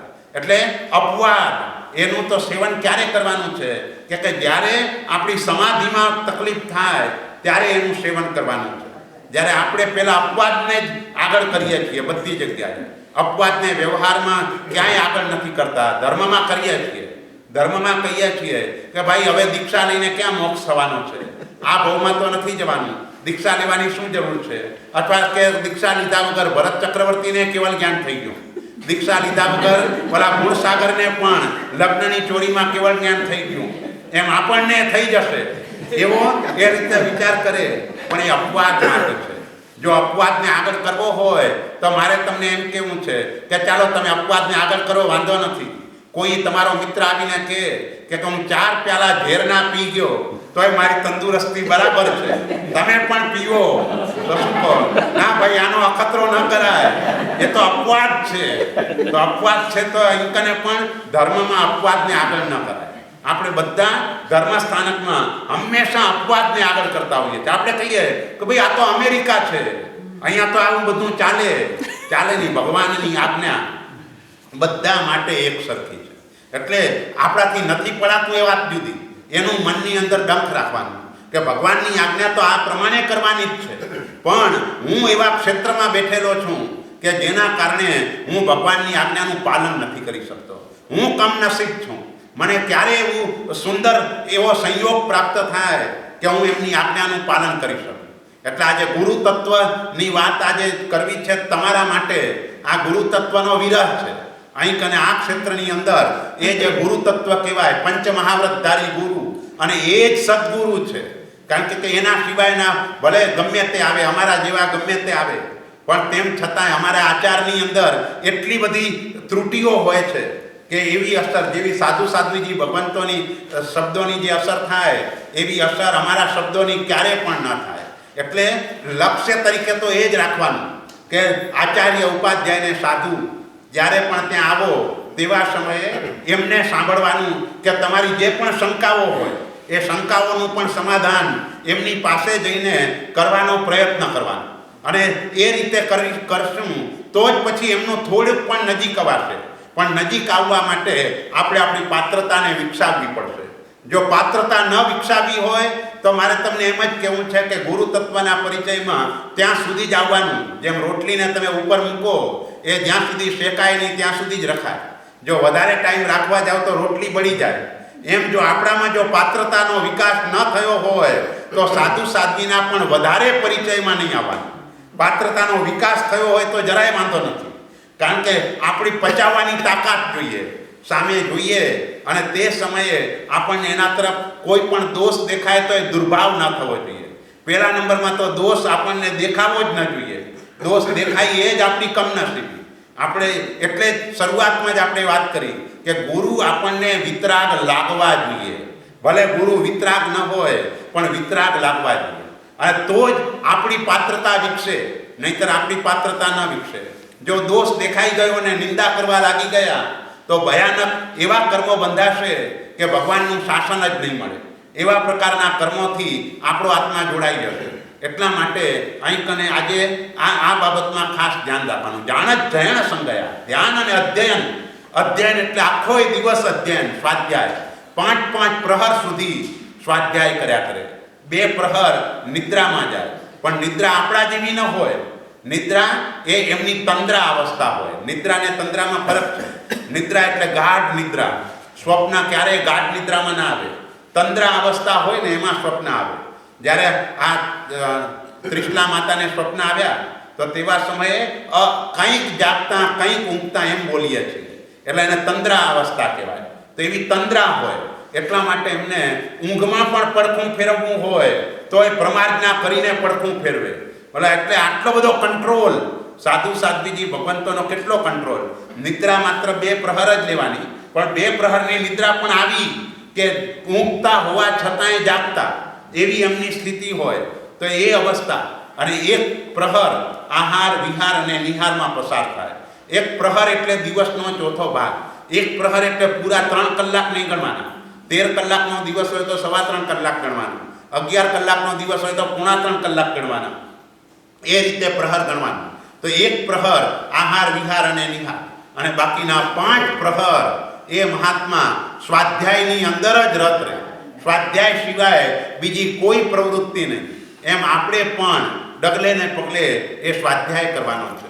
બહેનો પણ ઘરમાં કામ કરે તો તેવા સમયે પણ ગાથાના 2 પદો એને યાદ કરતા જાય ને કામ કરતા જાય. જોકે એક સમય એક જ ઉપયોગ હોય, પણ જો આપણે એ કામ ન કરીએ, ગાથા ન ગોખીએ, તો મનમાં બીજા આડાવડા વિચારો ચાલે છે. આપણો એની અંદર ઉપયોગ નથી રહેતો. જેનો ઉપયોગ પોતે જે ક્રિયા કરતા હોય એમાં જ રહેતો હોય એને તો બીજું કાંઈ કરવાની જરૂર જ નથી. વિહાર કરે તેવા સમયે ઇરિયા સમિતિનું જ પાલન કરવાનું છે. પણ જો ઉપયોગ ત્યાં ટકતો હોય તો વાંધો નથી, પણ જો ઉપયોગ ન ટકે ને આડીઅવળી વાતો કરવી, એના કરતાં વિહારમાં પણ સ્વાધ્યાય ચાલુ રાખવો એ વધારે સારું. સિદ્ધ પરમાત્માને પણ એક સમયમાં એક જ ઉપયોગ હોય છે. 2 ઉપયોગ સિદ્ધ પરમાત્માને પણ નથી. એટલે આપણને પણ 2 ઉપયોગ ન હોય. નવકારવાળી પણ ગણીએ ને વ્યાખ્યાન પણ સાંભળીએ, એ 2 ઉપયોગ એકી સાથે કદાપી ન રહી શકે. અને જો એવી રીતે કરવા જાય તો બંનેમાં નુકસાન થાય, એકેમાં આપણને લાભ ન થાય. એટલે ઉપયોગ એ પણ ધર્મ છે. જેમ આજ્ઞા એ ધર્મ છે, એમ ઉપયોગ એ પણ ધર્મ છે. પણ ઉપયોગ એ 7મા ગુણસ્થાનકની ભૂમિકાવાળા માટે ઉપયોગ એ ધર્મ છે. 6ઠ્ઠા ગુણસ્થાનકની ભૂમિકાવાળા માટે આજ્ઞા એ ધર્મ છે. તો આપણે આજે જે આચાર્ય ઉપાધ્યાયને સાધુ એ ત્રણેયની જે વાત કરી, એ ત્રણેય 6ઠ્ઠા અને 7મા ગુણસ્થાનકની ભૂમિકાવાળા સમજવાના છે. કારણ કે ભાવ આચાર્યની વાત કરવી છે, ભાવ ઉપાધ્યાયની વાત કરવી છે, ભાવ સાધુની વાત કરવી છે. એ ભાવાચાર્ય વગેરે ત્યારે જ કહેવાય કે તે આત્માઓ સમ્યક દર્શન ગુણથી યુક્ત હોય. અને આ સમ્યક દર્શન ગુણ ઘણો અઘરો છે. મહોપાધ્યાય યશો વિજયજી મહારાજા જેવા પણ જીવનની સંધ્યાના સમયે કહે છે કે હવે મને કંઈક આત્માનો અનુભવ થયો. એટલે આ સમ્યક દર્શનની પ્રાપ્તિ એ બહુ દુર્લભ છે. અને એ પ્રાપ્ત થાય પછી જ આપણો નવપદમાં પ્રવેશ થાય છે. ભગવાનના શાસનમાં આપણો પ્રવેશ ત્યારથી જ ગણાય જ્યારથી સમ્યક દર્શનની પ્રાપ્તિ થાય. જ્યાં સુધી સમ્યક દર્શન નથી ત્યાં સુધી દ્રવ્યથી ભગવાનનું શાસન મળ્યું છે. સમ્યક દર્શન વગર ભગવાન પણ આપણા ઉપર એટલો મોટો ઉપકાર નથી કરી શકતા. ભગવાન જે ઉપકાર કરે છે એ ઉપકાર દ્વારા આપણે ધર્મ કરીને સદગતિમાં જઈએ એટલો જ ઉપકાર થાય છે. પરમ ગતિમાં પહોંચવા માટે, મોક્ષે પહોંચવા માટે સમ્યક દર્શન એ અનિવાર્ય છે. એટલે આવતીકાલે આપણે સમ્યક દર્શન, સમ્યક જ્ઞાન, સમ્યક ચારિત્ર અને સમ્યક તપ જે મુખ્ય ધર્મ સ્વરૂપે છે એ ચારે ચારની વાત આપણે આવતીકાલે કરશું. પરમાત્માની આજ્ઞા મિચ્છામિ. બોલો, કોઈનો કઈ પ્રશ્ન હોય તો. ભગવાનની આજ્ઞા છે કે ભગવાન તો વિતરાગ છે, આજ્ઞા આપે કે આદેશ આપે કે આપણને ઉપદેશ આપે? ભગવાન વિતરાગ છે, વાત સાચી, પણ ભગવાન વિતરાગ થયા પછી જે પણ શાસ્ત્ર રચના થઈ તો એ ભગવાને આપેલી ત્રિપદીના પ્રભાવે થઈ. એટલે જે પણ શાસ્ત્રો છે એ આપણે આજ્ઞા સ્વરૂપ જ સમજવાના છે. એટલે મહોપાધ્યાય યશોવિજયજી મહારાજે જ્ઞાનસારમાં કહ્યું કે જ્ઞાને પુરસ્કૃત, એટલે જેને જ્ઞાનને આગળ કર્યું એને શાસનને આગળ કર્યું છે.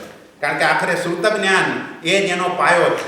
ભગવાનને ભલે થયું કેવલ જ્ઞાન, પણ જગતના જીવો ઉપર ઉપકાર શ્રુત જ્ઞાનના માધ્યમથી થયો. બોલવું, લખવું, વાંચવું, ભણવું, સાંભળવું આ બધું શ્રુત જ્ઞાન છે. એટલે એ રીતે આજ્ઞાઓ બધી શાસ્ત્રોની અંદર વણાયેલી છે. એટલે ભલે એ ઉપદેશ આપે છે, પણ આપણે એને આજ્ઞા સ્વરૂપે અમુક વસ્તુઓ સમજવાની. બોલો, બીજા કોઈને કઈ પ્રશ્ન? પ્રવૃત્તિ, પ્રણિધાન પછી પ્રવૃત્તિ, પછી વિજ્ઞાન, સિદ્ધિ અને વિનિયોગ. પ્રણિધાન એટલે એકાગ્રતા, નિર્ણય કર્યા પછી એ અનુસાર પ્રવૃત્તિ. એ પ્રવૃત્તિમાં જેટલા વિઘ્નો આવે એને દૂર કરવાના. એ વિઘ્નો દૂર કરતા એની સિદ્ધિ થાય. જેમ કોઈએ નક્કી કર્યું કે મારે 100,000 કમાવા છે, એ પ્રણિધાન થયું. પછી કમાવા માટે વ્યવસાય શરૂ કર્યો, એ પ્રવૃત્તિ થઈ. વ્યવસાયમાં જે પણ વિઘ્નો આવે એ બધા વિઘ્નોને દૂર કરતો જાય. બાજુવાળો કોમ્પિટિશનમાં હોય તો એ વિઘ્નને પણ એ દૂર કરે. પછી સિદ્ધિ, એટલે એને એ 100,000 મળી ગયા, એ સિદ્ધિ. અને વિનિયોગ, પછી એ વ્યવસાય બીજાને શીખવાડે કે ભાઈ આ રીતે કરવાથી આ થાય, એ વિનિયોગ. એ રીતે